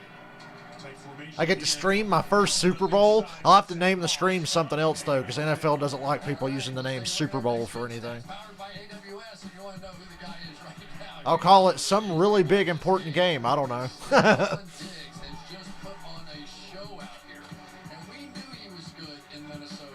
But what he has done here is brought a new energy, a new I'll call it the big game at the end of the year. short area quickness and the toughness to go stick Like the XFL used to do. fired up all week long. XFL's coming back, man. Josh Allen deep. Oh, he's got a man overthrown, though. Damn. Had a touchdown, just overthrown. Rookie receiver sprinting free for what could have been Gabriel Davis. Woo! That would have been a dagger, son. Brought the house. Cover zero. They're going to bring everybody. Oh, my God. Pittsburgh pulled a Greg Williams. Josh Allen tried to make him pay for it. And you just have to The pressure really threw off the timing of the throw. on that ball that helps a little bit is just throw it as high as you can, but he took a shot. Man, pressure just does not rattle Josh. You have to physically hit him to throw off his throws. Wide receivers love that coverage because they know they've got a chance to hit a home run. Omaha. Completion of the half for Allen. He is flushed and fires. Incomplete. Terrific job by Moss to catch it, but he couldn't Third get and his feet in 10. bounds. Incomplete. It's 3rd and 10 coming up. Yeah, I tell you, you are not going to see the Pittsburgh Steelers die off, right? We know that. Tomlin, the whole bunch over there, Roethlisberger, you are not going to see this team fade away here. They're going to fight to the death. And if they can get the ball back right here, they get the ball back right here, Game on. it's game on. Yeah. No question about it. We've both seen too many Pittsburgh Steelers games. Don't think with down 2 touchdowns that they're going away. 3rd and 10. Empty backfield. Steelers do not blitz. Before he gets hit, he gets rid of it. Got a first down. Huge play. McKenzie scared me there when he started backing up, trying to get more yards. I'm like, get the first down, you fuck. And he does. Of the receiver options keeps the drive alive. I tell you, give Josh Allen credit. Watch all the movement. They've got the stunt inside. He's got to step up. He's got to clear Hayward and then deliver a strike to the guy that they just love on this team, Isaiah McKenzie. They say he is a show. He talks more trash to his own receivers than any DBs in the league. He keeps them on edge. 10 minutes to go. Here comes a blitz. Again. Ooh, Allen missed Beasley. Beasley was open. Just keeps loading the gun and firing. Beasley, the intended receiver. But did you see Josh Allen? Yeah, he missed the throw, and I probably shouldn't make an example out of this one. But he is hanging in there. A year ago, 2 years ago, he would have tried to run out to the right, taken a sack. He's hanging in the pocket. He sees the pressure. He backpedals a little bit. Let me give myself a little space here. Just barely missed that throw, but he is hanging tough. Hey, we're good. Yeah. Second and 10. Hands of Singletary. He has Williamson waiting. Be about a 3rd and 6. Push to make it 3rd and shorter. 3rd and about 5 coming up. As we dive under 10 minutes remaining in regulation. Well, here we go. We're right on the edge of field goal range, right? And for the Pittsburgh defense, they've been battling, they've been blitzing, they've been all over it. And we really have not seen Josh Allen really take off and run with one. But sometimes when you're in this part of the field, a little 4 or 5 yard run, it go a long way. Let's see if they bring the pressure again. Big spot on the screen. 3rd and 5. Don't bring it. There's Allen on the run. Directing now. To the end zone. Oh! Incomplete with a Flag. flag. Pass interference. Going to put the ball near the 1. Mike Hilton just get the arm on Dawson. But the spot foul, yeah, down at the 1. With the size advantage on the 5. Devastating for Pittsburgh. And that'll move Buffalo inside the red zone. Mike, this is what we were talking about earlier. When he, excuse me. Pass interference. Defense, number 28. Ball be placed at the 1-yard line. Automatic first down. So when Josh Allen scrambles to his right? So nobody's thinking that you're going to throw it all the way back across the field the other way. You're starting to defend from that hash mark out. But even on the move, Yeah. he can throw it pretty much. A lot of contact before the ball ever got there. Oh, yeah, just tackled him.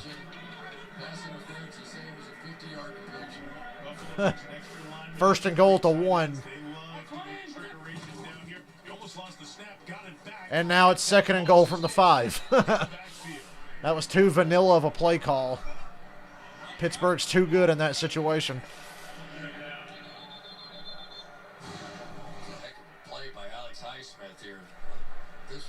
Fumbled on the snap, almost fumbled on the handoff, and probably almost fumbled when Alex Highsmith made that hit. The athletic training staff out when the Steelers is shaken up.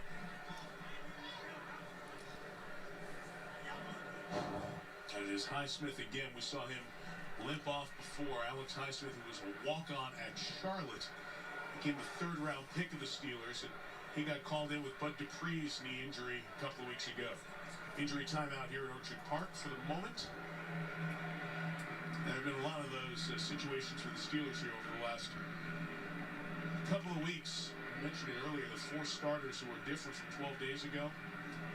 You know, and losing players tonight, too, Chris. Yeah, it's been a tough stretch, right? I mean, their schedule's been moved all over the place. They have had limited practices, all that. But teams can survive injuries. What's really hard is to survive injuries at the same position.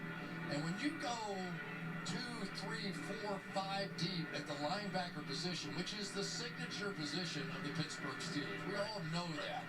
This whole defense is built around the linebacker position. When you start getting thinned out the way they have at linebacker, it's tough. Just from a practice standpoint of knowing what to do out there. Yeah, see, Williamson, he was with the Jets to start the season. Marcus Allen was a safety who's moved to linebacker over the last year or so. Highsmith, the rookie, played because of the injury to Dupree. TJ Watt's the only one of the 4 linebackers. Second and goal from the 5. His ACL injury. Vince Williams on the COVID-19 list. Robert Spillane injured his knee against Washington. They hope to get Williams and Spillane back over the last couple of weeks. So the Bills lost 4 there. It is second and goal from the 5. Here comes a blitz. Allen throws it in the dirt. Is that going to be grounding?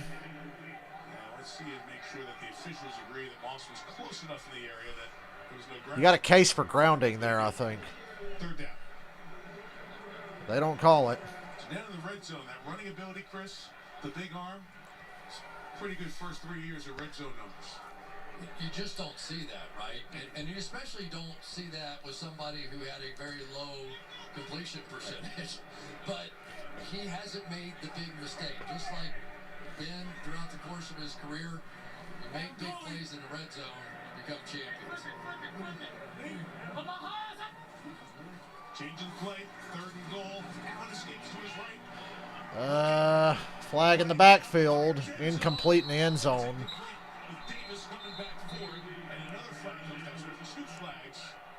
Now there's another flag. In the end zone, one back by the quarterback. Probably offsetting penalties. There's Watt against Williams. Yep, there's a hold. Williams held T.J. Watt. But what's the other flag? I was going to say, wait a minute, he grabbed my arm. You know, I always love it. Plus, they always turn back and look at the... There's 2 fouls on the play, both by the offense. Oh, it's both on Buffalo. Illegal touching. Offense number 13 went out of bounds and was the first to come in and touch the ball. Holding. Offense number 75. Both fouls are declined. It was overplayed. It's 4th down. So with a field goal, they can go up by 11. 8 minutes to go. That's still asking a lot of the Steelers to get back in it. And as a head coach, Sean McDermott saying, hey, just don't turn it over down here, right? Put us up 11. Let's take this shot at this thing. Let's see if the Pittsburgh Steelers can score 2 touchdowns and beat us, or a touchdown, 2-point conversion. talk about the building things of a team that hasn't been there and won a playoff game. Those are the types of things. Pittsburgh had momentum. Don't go 3 and out. Extended drive and now try to get points out of it. Kick is good. 26-15 with 8 minutes to go. The lead is 11. But Pittsburgh has all their timeouts and everything. Still, I think that's asking a lot, but they looked really good on their last scoring drive. Got to do it fast though. 2-minute drills from here on out. I cannot wait to take a shower after a fucking workout. I feel like garbage. Ugh. It's rough right now, man.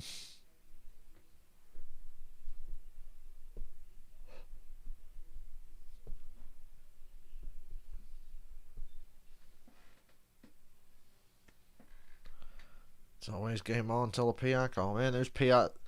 That one on the Hail Mary today, I know it was technically a penalty, but come on. I've seen way less or way worse never called in the Hail Mary situations. Not to mention that 1 second that hung on the clock for Tampa Bay at the end of the first half. They did that on purpose to make me mad about the Falcons and Saints again.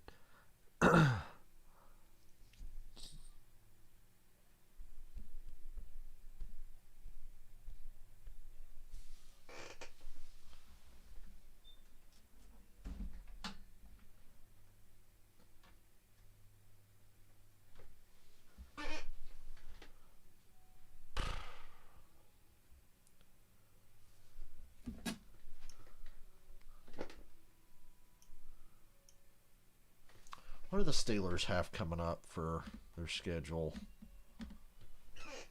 Because I know it's not over yet. I think they're going to lose this one. Could be wrong, but I think they're going to lose this one. Knock on wood. So, Bengals, easy win. Ooh, boy, Colts and Browns. Yeah, the Steelers could have a tough coming down the stretch. Colts and Browns, not easy wins. Bengals, that's a bye week, though. We will see. Pittsburgh is 11-1. Kansas City's got a couple of easy ones coming up. Atlanta and the Chargers.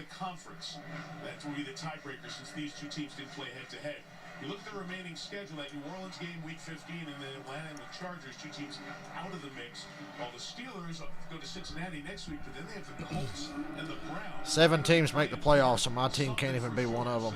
Tougher road for Pittsburgh. Sad. Big emphasis on these last 8 minutes as the Steelers are starting to get banged up all over. Hayward being looked at by John Norwood, the veteran and athletic trainer for the Steelers.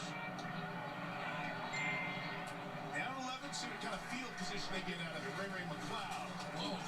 Ooh. And not going too far. Jordan Poyer said no, and McLeod got to be careful. He could have easily been flagged for that slap back at the face of Poyer. This takes some guts. I used to return kickoffs, and I can tell you that one never crossed my mind to try and hurdle somebody. I mean, that's about 10 feet of flying and then falling on something that you didn't practice falling on before. Ow, he could have broke his arm on that landing. Ready to get up and fight? I think that's kind of the Pittsburgh Steelers. Good return, though. You're not just trying to hurdle any guy. Top 10 is one of the better. 8:01 to go, down by 11. All right, so Roethlisberger and the Steelers, they'll likely be in no huddle. Big Ben's going to have his way with this defense, whether they like it or not. Oh, wait, sorry. Wow, that was a Tom Brady throw right there. He just completely missed the wide open running back on the screen. Overthrew him like Brady would have. Those are the plays, if you're going to play this way, and I think you have to tonight against Buffalo because they're bringing so much pressure. But it has been the little things, right? It's been the drop passes. It's been the mistakes. It's been the penalties. That if you're going to play that high completion percentage catch and run game, you have to hit all of those kind of plays like that. The pass-happy Steelers. Same play again. This time he hits it. Gain of 6, third down.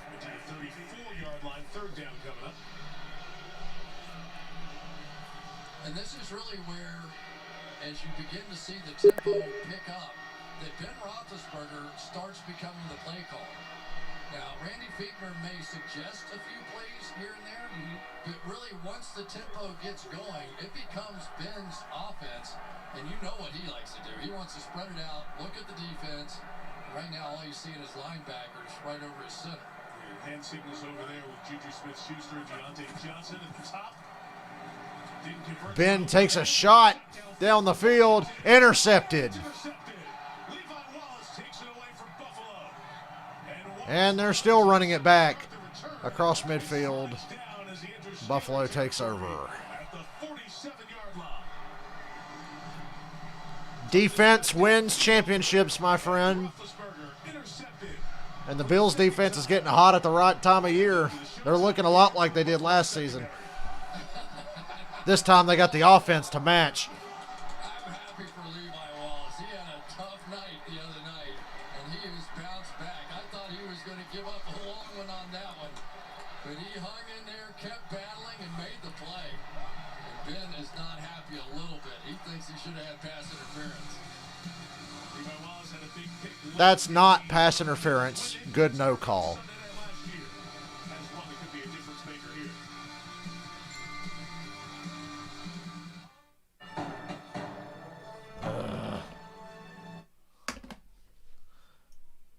Boy, I get tired of talking to people I don't feel like talking to because it's a struggle to come up with shit to say. You know what I mean?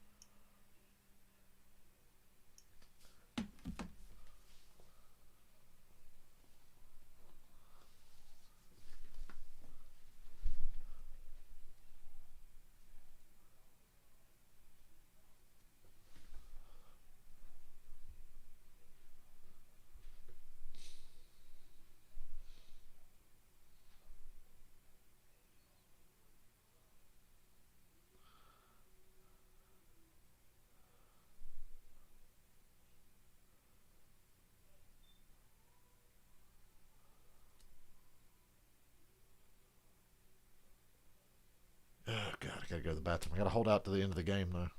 It's only 7 minutes to go.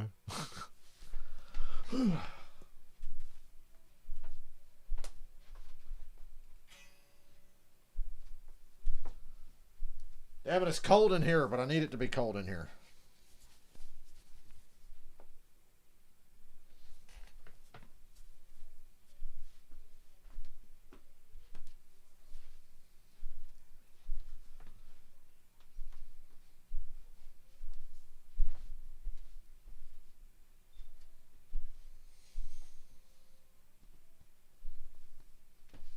The Bills are dancing on the sideline. Okay, so the Bills players on defense doing the celebrating without the fans in attendance as they come up with the second. Man, the Bills Mafia are so gypped. Their team is really good, and they can't be there to enjoy it. That's bullshit. 2020 can kiss my ass. Certain fan bases I feel terrible for.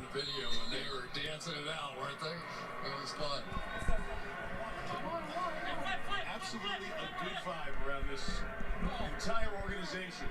Playoffs last year lost to Houston. First down, There's a blitz. Allen avoids it. Upfield, 40, 45, 50. Out of bounds at the Pittsburgh 45. There's a flag there. To the sideline of the 45. That flag is backed by the quarterback. Holding offense. Boo. 10-yard penalty. Replay. First down. Race the 29-yard completion. And the center, Mitch Morse, the guilty party. Yeah, well, that's the problem. And that's one of the real elements of playing the Buffalo Bills now, because Josh Allen is such a good runner. If you want to try to play man coverage and have all those guys with their backs turned, there's the hole right there. They grab the jersey on Alu. But if you want to play man coverage and turn your back and cover, this is what this guy can do, and he can do it effectively. But I actually really like Mike that he's not doing it as much. You can see him developing as a quarterback almost every Clock is your friend, Buffalo. And it's my friend, too, because I got to go to the bathroom. And it's not going to be a quick bathroom visit either. Hey, Diggs made another catch. I think the Steelers really missed Joe Hayden tonight. Like, really. Oh, yeah, Keenan Allen was single-handedly kicking Atlanta's ass. In case you didn't see that game. And then Matt Ryan decided to give him a hand. now 8 with at least 90 yards. He has been very consistent all season long. Mike 20! Is that it? Mike 27. Mike 27. Marcus Allen at the 27 is the defender in the middle. Allen deep. Oh, man. I won't say Diggs burned the guy. He might have had a shot at it, but Allen missed it. Third down. Yeah, Roethlisberger with a lot of hand signals beforehand spent his time looking left, but Washington really got behind Levi Wallace. He was open, but because Ben was spending time looking the other way and then sort of flat-footed goes, oh my gosh, he's open. Let me see how far I can throw it. The ball was probably underthrown by at least 10 yards, and Wallace, because he had his head turned back around, got away with that little nudge or push if you're Ben Roethlisberger. Timeout taken here. First charge, timeout. 3rd and 11. 30 seconds. They call timeout. For 3rd and 11. I mentioned Michelle and Al will be back here with you on Sunday for Cleveland and the Giants. I had to do 2 Browns games in a row. We're doing tomorrow night and next Sunday night. Playoff implications. I try to do the games with the big implications at this point in the season.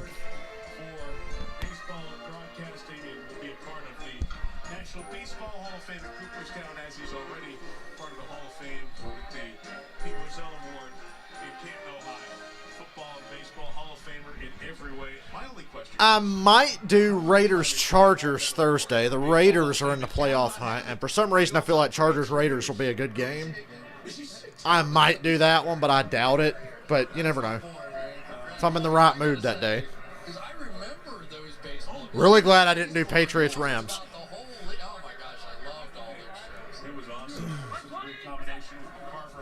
Here comes a blitz on 3rd and 11. And here comes a first down for Buffalo. Dawson Knox on a screen, a blitz beater. And the clock runs. 5:30 to go. Here's one of those add-on blitzes. So they're bringing it out of the slot, right? And yet the tight end here knows if that last guy comes, I can't block 2 of them. So you just sneak out and there's nobody left. That's one of the Pittsburgh's going to get right next week with the Bengals, but after that, it's Colts and Browns. Those will not be easy. I think Pittsburgh can kiss the number 1 seed goodbye. I think the road to the Super Bowl goes through Arrowhead once again.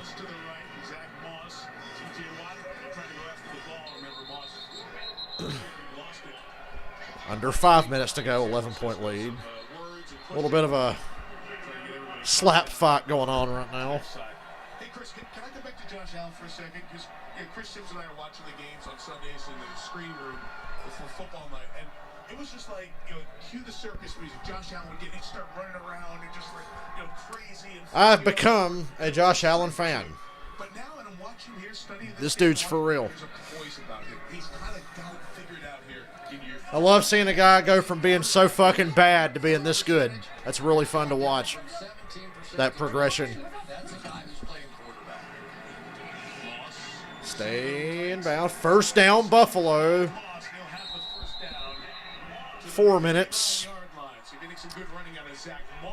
Clock just continues to roll.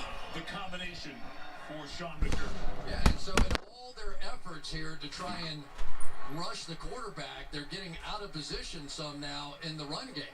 And so they get the edge. People are falling down. And this is like the old Pittsburgh Steelers, right? You get a lead, you start running the ball, and you start controlling the clock, and all those sort of things.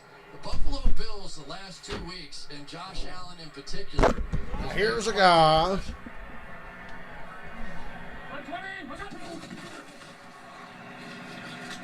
Loss, patient, cuts it back to the 32-yard line. Josh Allen is really Pittsburgh's not even bothering burning their timeouts. Look at him as the physical guy, the arm. The Buffalo fans heard about it. They made donations in Patricia Allen's name. And now that's over $700,000.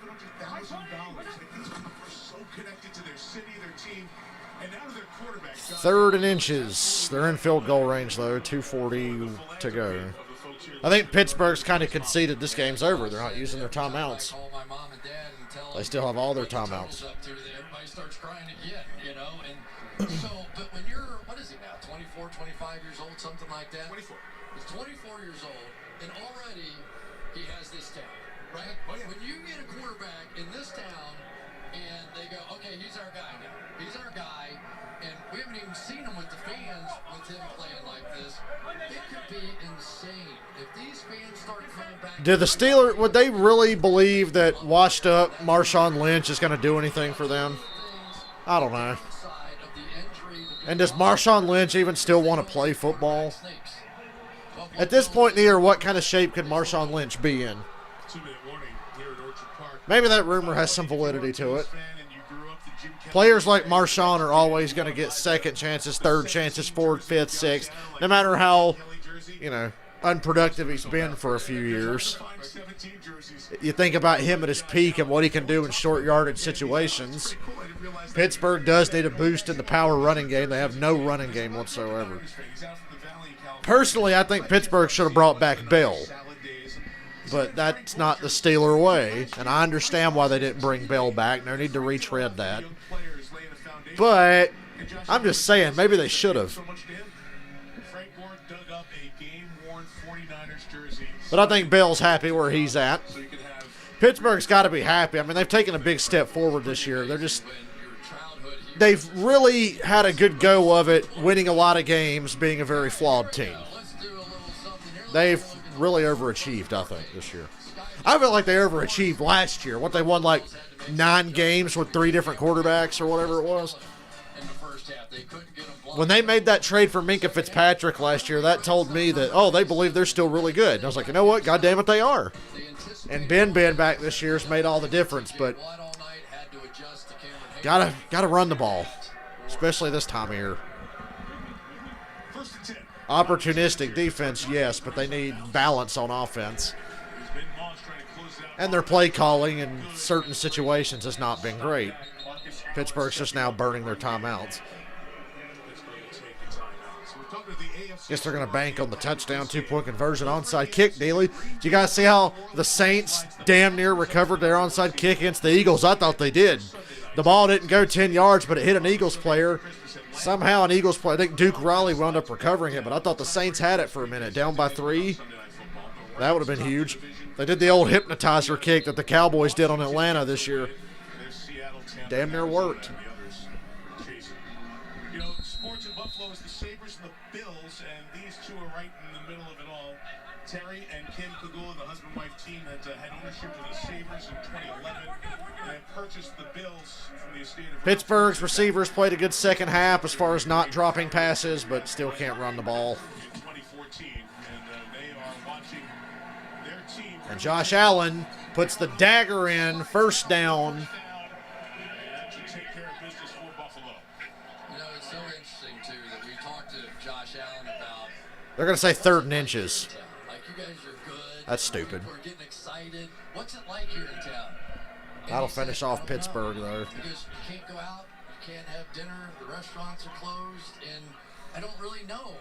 When somebody He slid to stay in bounds, and they marked the ball back half a yard short of the line to gain. The typical kind of buzz that would be happening. Can you imagine Buffalo and what this town would be like right now?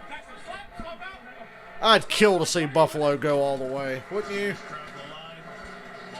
My dream AFC championship is Buffalo versus Tennessee. Actually, no, Buffalo versus Cleveland. Hell. Pittsburgh's going to be looking at back-to-back losses here. So as soon as we are Now done, Pittsburgh takes a timeout. It's first down, Buffalo. Game's over. review the star of the We game. learned a lot tonight. The Bills are for real, and the Steelers are in trouble. Steelers are going to go into the playoffs with a really good record, 11 or 12 wins, maybe more. They could obviously get 13-3, 14-2 for all we know. Monday night, we'll have a full week. But Try to get some I don't know if anybody's feeling that great about Pittsburgh right now.